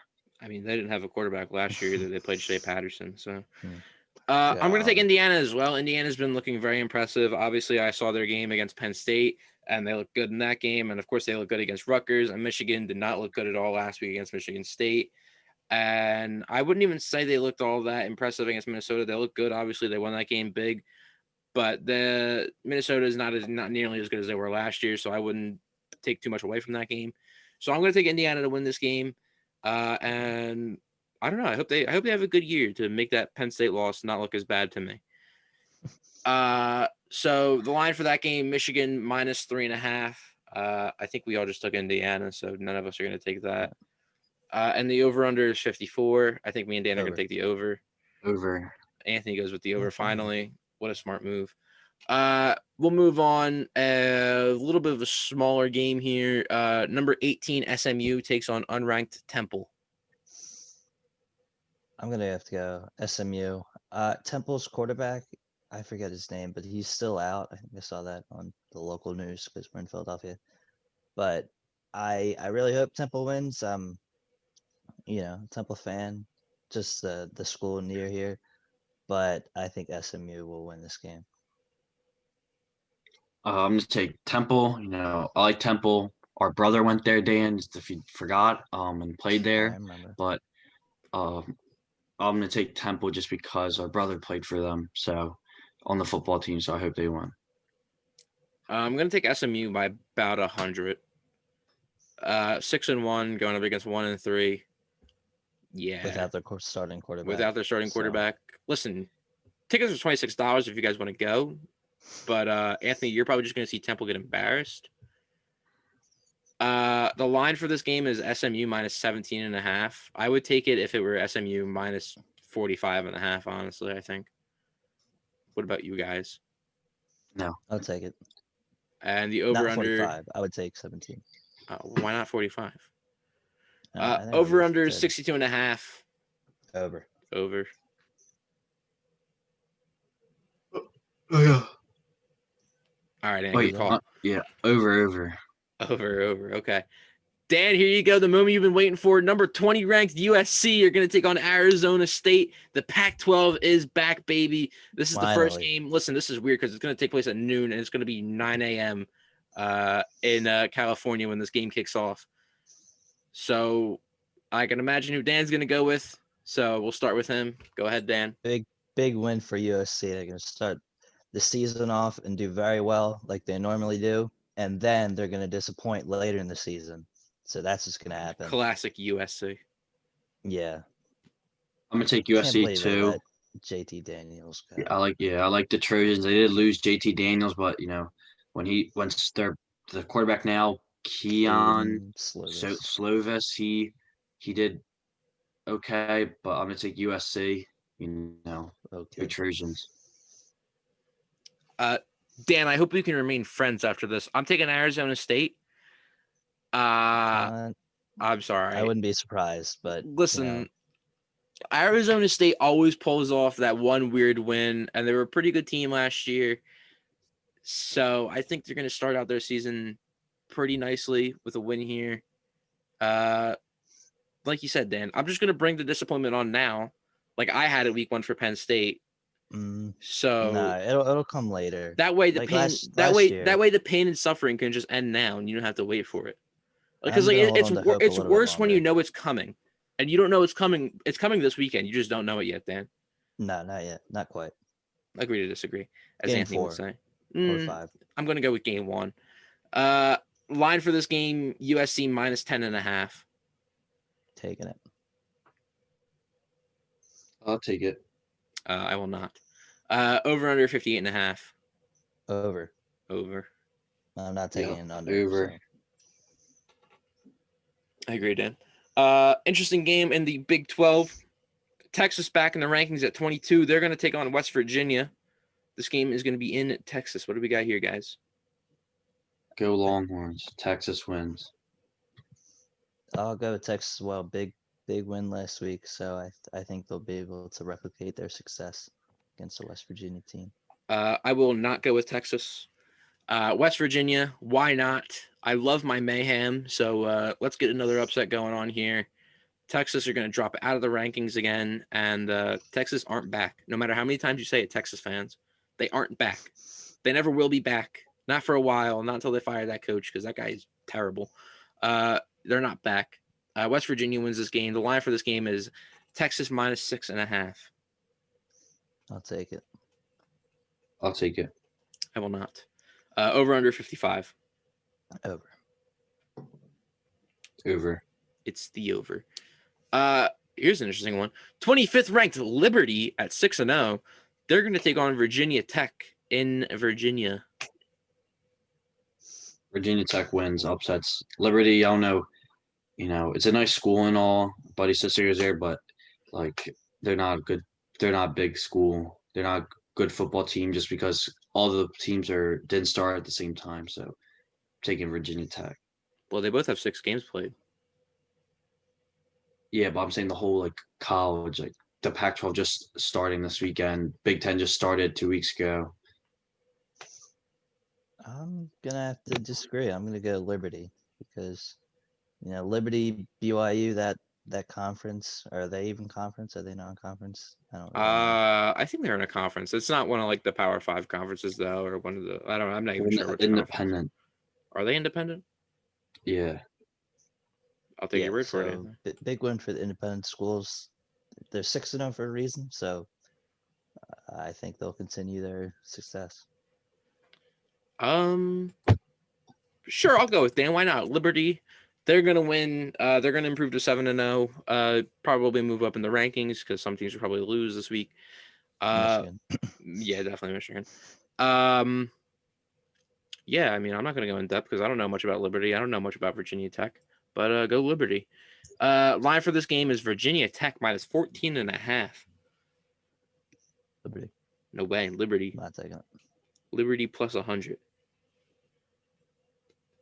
Anthony, you gonna? Yeah, I'm not taking on the plus 14.5. Or the minus 14.5. I'm taking Liberty for that. Wait do you hear this? Over under 67.5 for this game. Under. Ooh. Over. No, still going over. It's over. Still going over. It's always I over. can't. I'll never be can't. caught dead picking the under for a college game.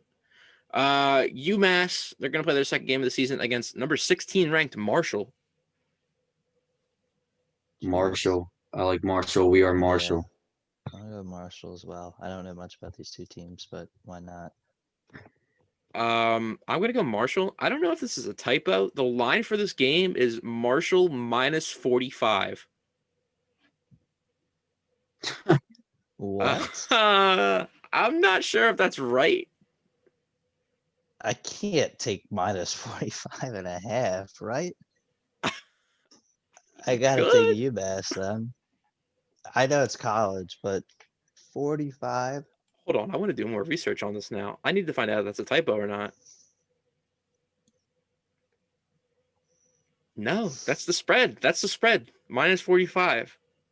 Oh my I God. can't take that. That's too much. That's crazy. Where did that number come from? Who made that number up? All right.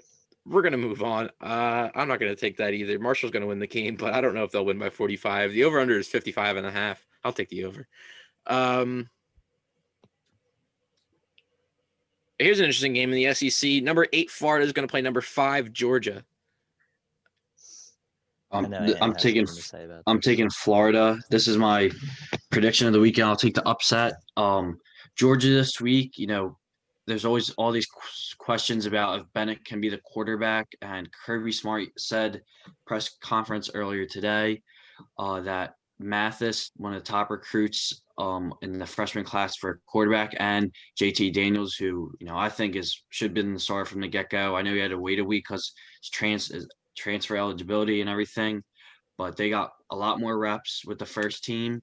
So we don't know. Bennett, I think, is going to get the start, but be ready because Georgia's been stagnant the past 2 weeks, especially 14-3 win against Kentucky, which they should have slaughtered. But I'm going to take Florida to beat this team. Trask is going to be very good. If there is quarterback problems with Bennett, the cornerbacks on Florida are going to take advantage, and that defense is going to get to the backfield. Sorry. I'll have to agree with you. I don't do a lot on this show, but yeah, I think Florida have been on the up and Georgia have been on the down. So I think Trask will have a really good game here.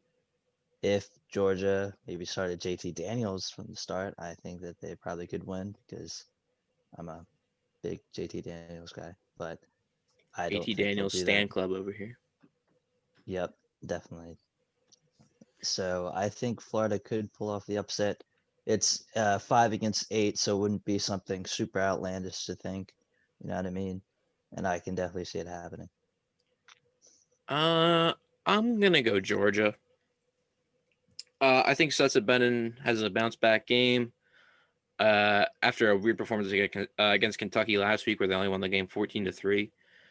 I think the entire Georgia team bounces back. It should be a good showing from them. I think Florida's going to put up a hell of a fight. I think, like Dan said, Kyle Trask is going to have a hell of a game.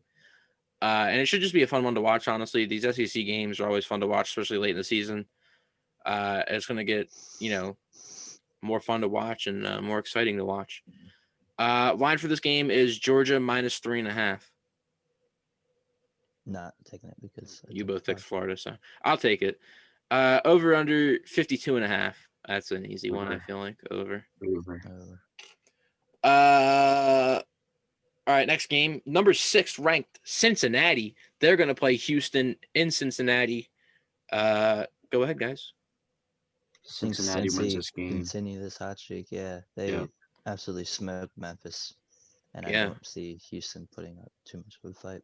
Yep, Cincy wins this game. I don't think it's really much of a question. Line for the game is Cincinnati minus 13.5. Yeah, I'll Yep. take it. Over under of 55. Over. Yep.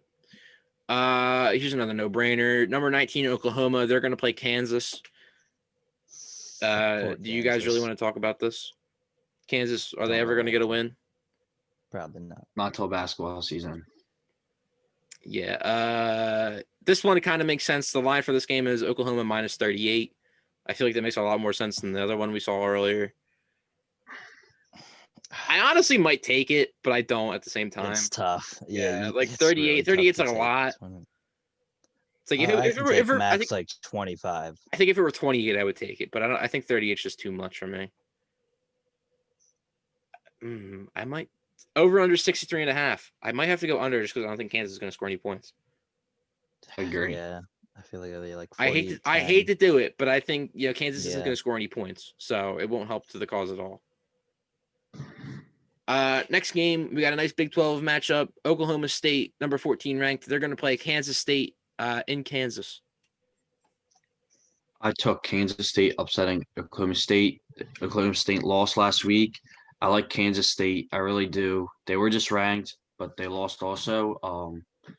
Just Kansas State is a team that upsets top 10 teams all the time. Every year they do it. They did it first game of the season against Oklahoma, coming back down by 28, I believe it was, or 21, and I think they're going to win this game.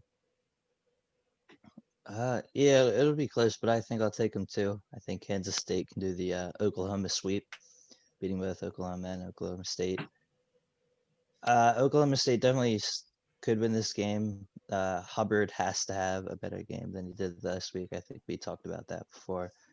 So I think if he has a bounce back game and kind of takes over, Oklahoma State could easily win this one. But I'll go Kansas State too. I'm going to go Oklahoma State. I think Chuba Hubbard has a nice game. A big bounce back win for Oklahoma State and the Cowboys. I'm not going to say it's going to be an easy win. They'll probably win this game by maybe like a touchdown or a field goal. It should be a close game. It should be a fun one to watch, definitely. But I'm going to take Oklahoma State. I feel pretty confident in that pick, honestly.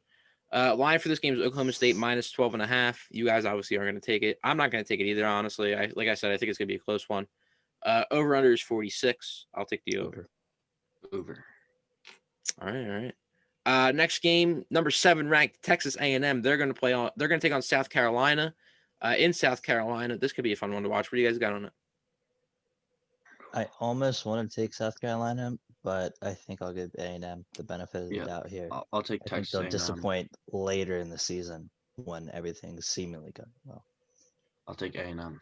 Yeah, I'll take A&M as well. I think Kellen Mond's been having a pretty nice year so far. Not Heisman level, obviously, but he's been having a pretty nice year. I think Texas A&M, they're a lot better than they usually are. I don't think it'll last, but they're a decent team. And I'm not sure what the rest of the schedule looks like, but they could win out. I don't know who else they play, obviously, but the unranked teams, they should have under control for the rest of the season, unless they run into some problems like they usually do. But like I said, Kellen Mond's been having a good year so far, so he'll carry this team to potentially New Year's Six bowl game. So I'll take Texas A&M. Line for this game is Texas A&M minus 10. I'll take that. Yeah. Over under 59. Over. I'll take the over. Baylor, they're going to take on number 17 ranked Iowa State in Iowa. Go ahead, guys. I like the Cyclones. Iowa State's going to win this. I don't think it'll be a close game. Dan's my next on this. Yeah, that's next. I also agree. I like Iowa State in this one. Yeah, I'll take Iowa State as well. Brock Purdy, quarterback for Iowa State. He's been having a pretty nice year, along with Breece Hall. He's been having a very nice year. 901 yards, 11 touchdowns in 6 games played so far.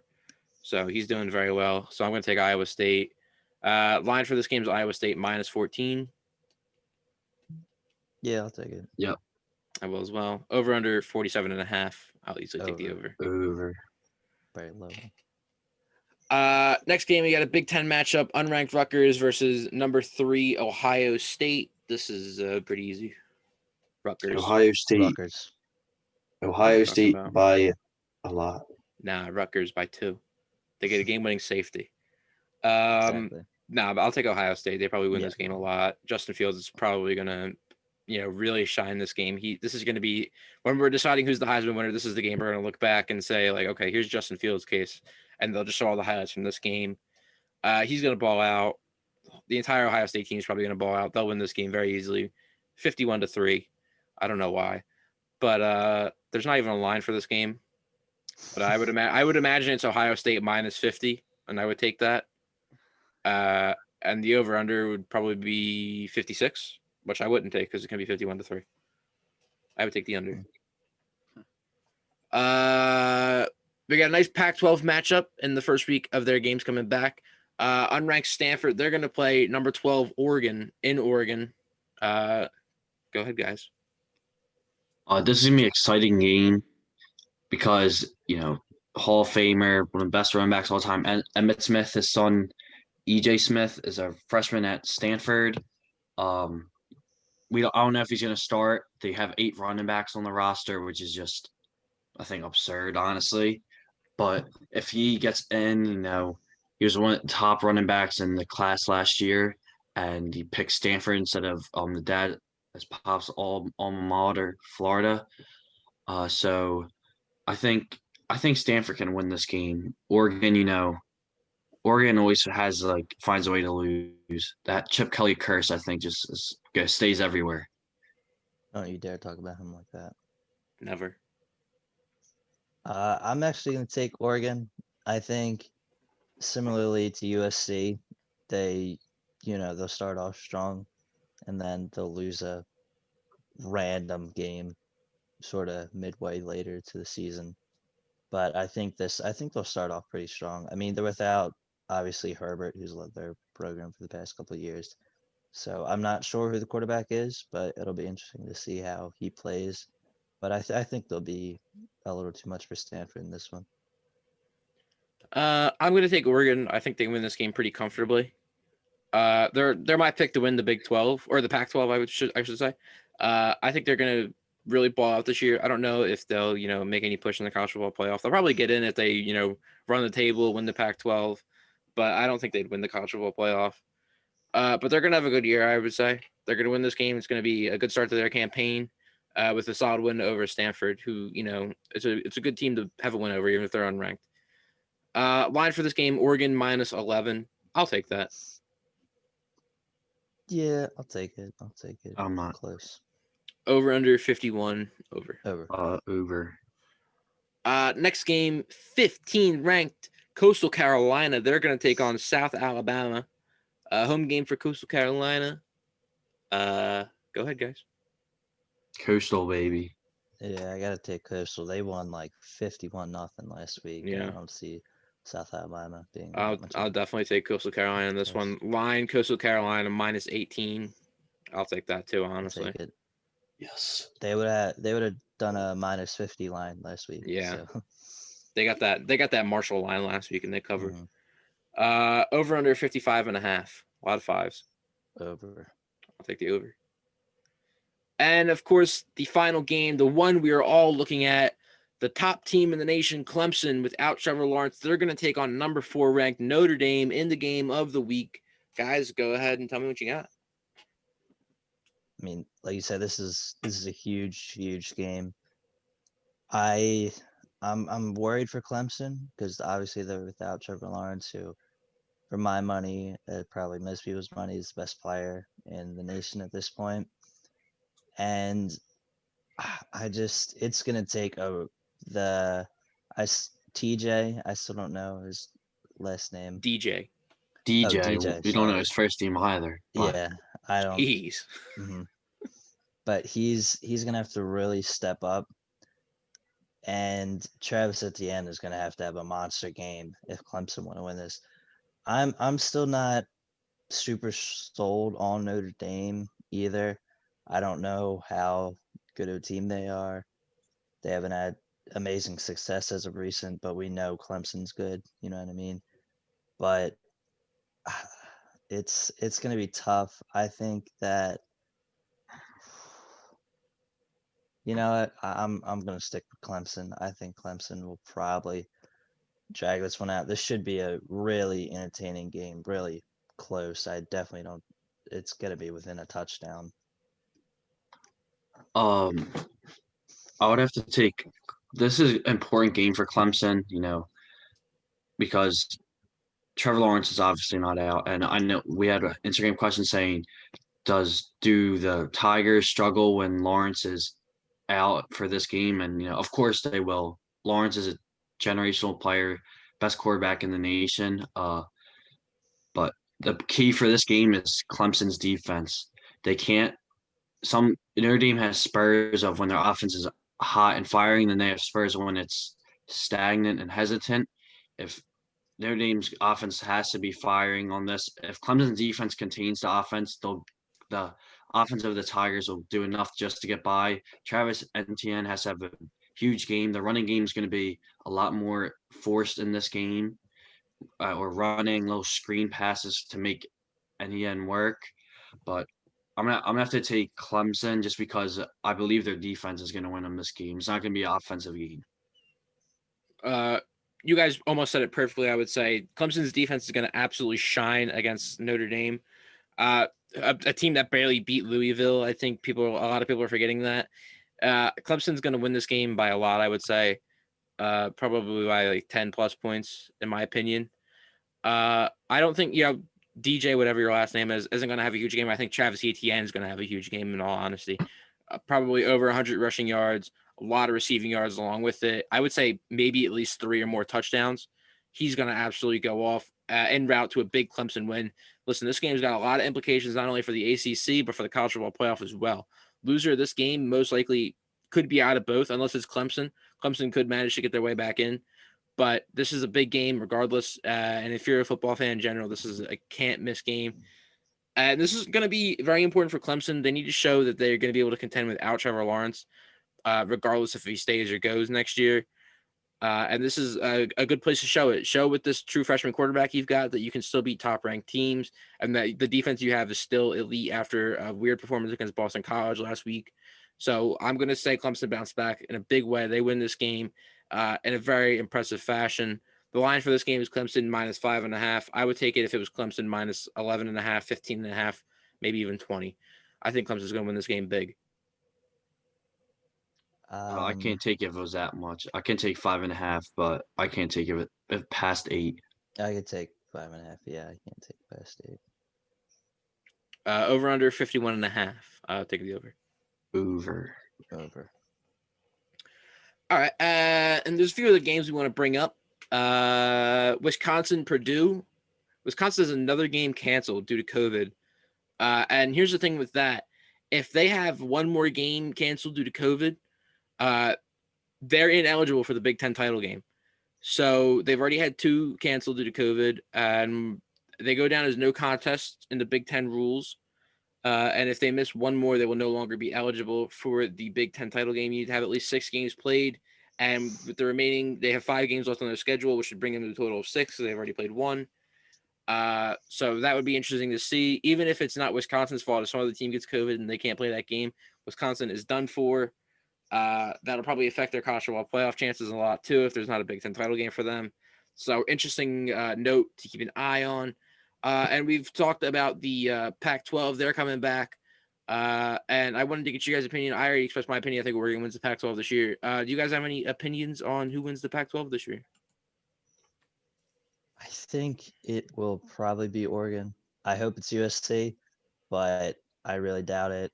I don't know. Utah had a really good season last year. I don't know if they'll be able to replicate that success because their defense is really tough and their secondary especially, and those guys all got drafted. So I just don't know if they'll be able to replicate their success. And I don't know if there are any other outstanding candidates in the Pac-12 that could jump Oregon or even USC. I agree. I hope USC wins. I like USC a lot, but I think Oregon's going to win. Oregon's going to need to win, go undefeated. Honestly, they're going to have to win by a lot just to be able to make the playoffs or have a chance to make the playoffs. We already know that the 3 teams locked up are Bama, Clemson, Ohio State. We know that even if Clemson loses this week, there's no Trevor Lawrence, and I think the board's going to take that into hands, yeah.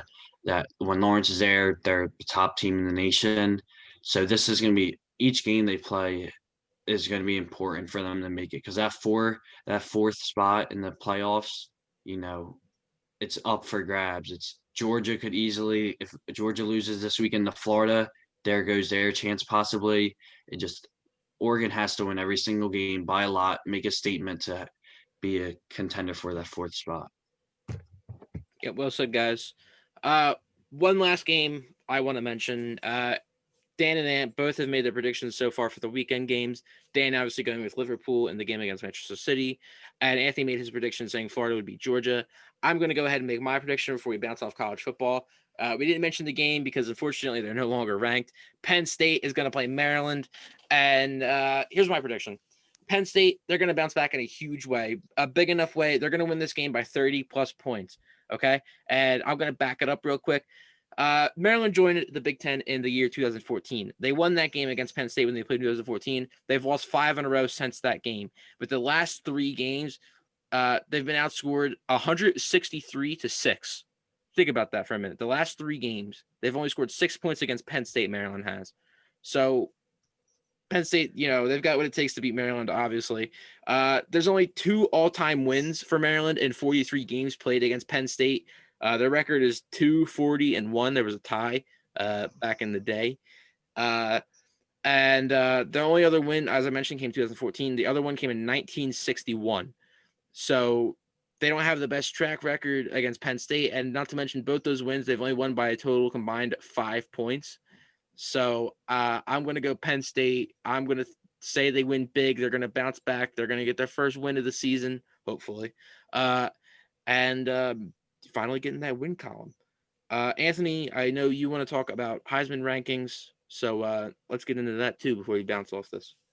Yep, just real quick, ESPN or college football just announced the new list for each week they do it. We're going to start doing that at the end of our talks for college football.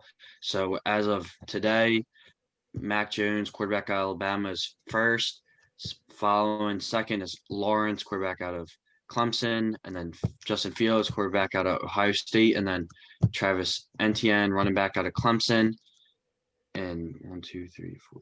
In fifth, Zach Wilson, quarterback out of BYU. I know you're happy about that, Dom.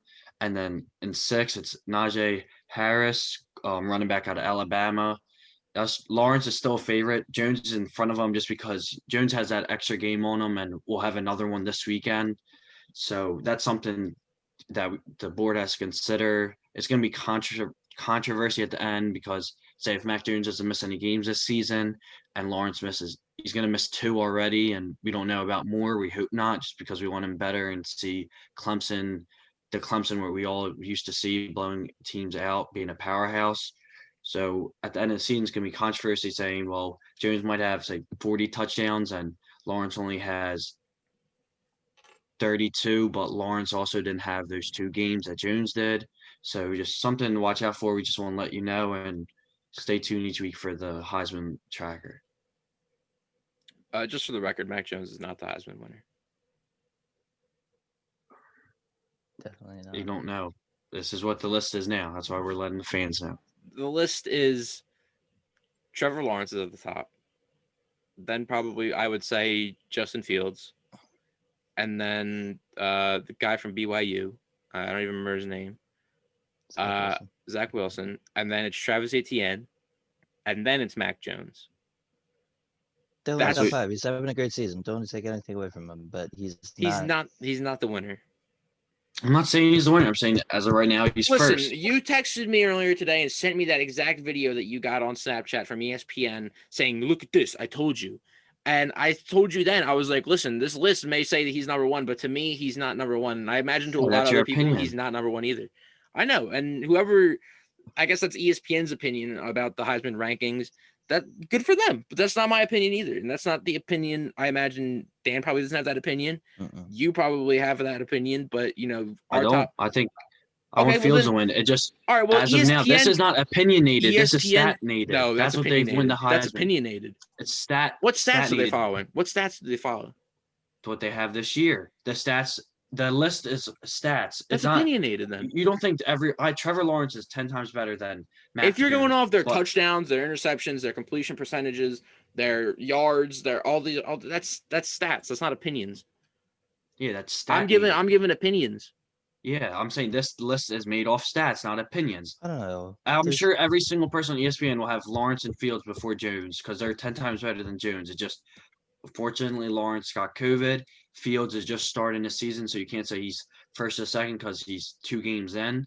But right now, Jones is first with stats, according to the professionals that do this every day and get paid, unlike us, Professionals. ESPN. You know what? All right. Let's move on. The minds over at ESPN and the minds over here at Sports Kingdom completely on different pages when it comes to the Heisman winner. Stay tuned. We're going to talk about this a lot as the season continues to move on. I think that's all we got for college football, if I'm being honest. Talked about all the games, talked about Clemson, mentioned the Pac-12. And I guess before we go, we've got one last special thing we want to bring up, just a little bit of fun. The United States presidential election has recently taken place and is still, as of recording, is currently ongoing. We're not going to talk about that. We're not going to talk about Biden or Trump. We're going to talk about who we think, if we could choose any sports figure to be the president, who would it be and why? And we also chose a VP just to go along, just to have fun. So who wants to go first? I guess I'll go first. So for my president, it was really hard to think, but for me, I went with Larry Fitzgerald. The reason I picked him is because he does a lot for the community. He won the Walter Payton Man of the Year award once, which is considered the NFL's highest honor, higher than league MVP, higher than Super Bowl MVP. So he does a lot for the community, and what I've noticed is he also doesn't like bring a ton of cameras. He does it because he believes in it, and I think he would probably well, I don't know if he'd make a good president, but he's someone who I think has qualities that I would like in a president. And then kind of, I guess, a bit on the opposite vein for his VP, I picked Stephen A. Smith. So Larry Fitzgerald's quite a quiet guy, quite loyal guy, and Stephen A. Smith is very outspoken. I really like him. He hates on the Cowboys, which definitely kind of helps in that liking. But Stephen A. Smith is a self-made man. He worked from like the depths of sports writing and sports analysts and worked his way up to a guy that we all know if you watch the ESPN. So I really respect him. I don't agree with his opinions all the time, but that's totally okay. He, like I said, self-made man, and I think it'll be really interesting about his outspokenness compared to Larry Fitzgerald's a bit more quiet demeanor, which is weird to think about. You would think maybe he would be president and Larry would be VP, but I don't know. That's just what I came up with. There's nothing right in this scenario, but I just thought these two guys would be quite interesting. I picked for vice president. I picked Bill Belichick, and then for president, I picked Dave Portnoy, founder of Barstool, stool president himself. For Dave, he's just really smart. You know, Barstool was a little company that was like a stock was like 71%, and now like a year later, if you sold that, it's $71,000 worth. He knows how to make money. He loves the community. He's trying to help LaSalle baseball and other programs come back for that college because they're cutting them. And then he just raised over $250,000 for the PA terminal, I believe it was. He has a video about it on Instagram, and he's just a really smart person. He knows how to make money. People like him. And I think it would be a cool president. And then why I picked Bill Belichick is because Dave's loud, Bill's quiet, and you know, he'll get the job done. He will get his soldiers ready. He can do all the low secret like work that no one hears about. And just, you know, he's not going to say anything. He's just going to do his job. He's going to prepare each week for whatever challenge comes to him. interesting picks, guys. For my president, I went with UFC commentator and host of one of the greatest podcasts on the face of the earth. Not this one, obviously. I couldn't pick myself. I was talking about Joe Rogan. What a great president that guy would make. I feel like if we had any issue with any other country, he would just go fight the other leader. He might, start tossing hands with Vladimir Putin or something like that. That'd be pretty funny. And for the vice president, I went with former light heavyweight and heavyweight champion Daniel Cormier. Those guys are always great when they're next to each other, commentating UFC fights. So I figured it'd be great sitting next to each other in an Oval Office, making big business moves and all that good stuff. Make for a good president, and especially the debates with Joe Rogan would be insane. He would just be asking the other guy if he's ever tried DMT or something like that. So, I went with Joe Rogan, Vice President Daniel Cormier. I think that'd make for a fun 4 years and hopefully 8. I mean, I would have liked that guy both times, if I'm being honest. All right. So I think that's going to do it. Episode 8 in the books. Talked baseball awards, made some predictions on that. We talked soccer, big weekend. Talked about some quick NBA news, potential 72-game season happening. We talked about the UFC Fight Night main event coming up this weekend between Teixiera and Thiago Santos. And then we broke down the entirety of NFL Week 9 and the weekend in college football.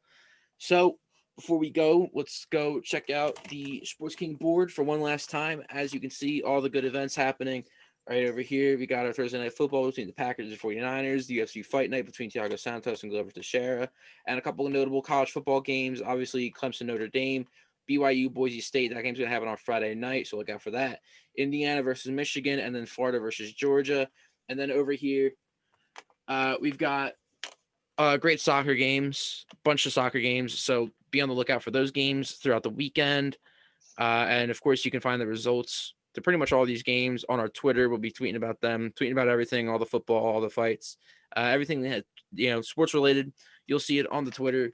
And of course, as always, follow us on all platforms of social media, on Twitter at sports__kingdom, on Instagram at sportsking.dom, and subscribe to the YouTube channel. You're watching the podcast on it right now.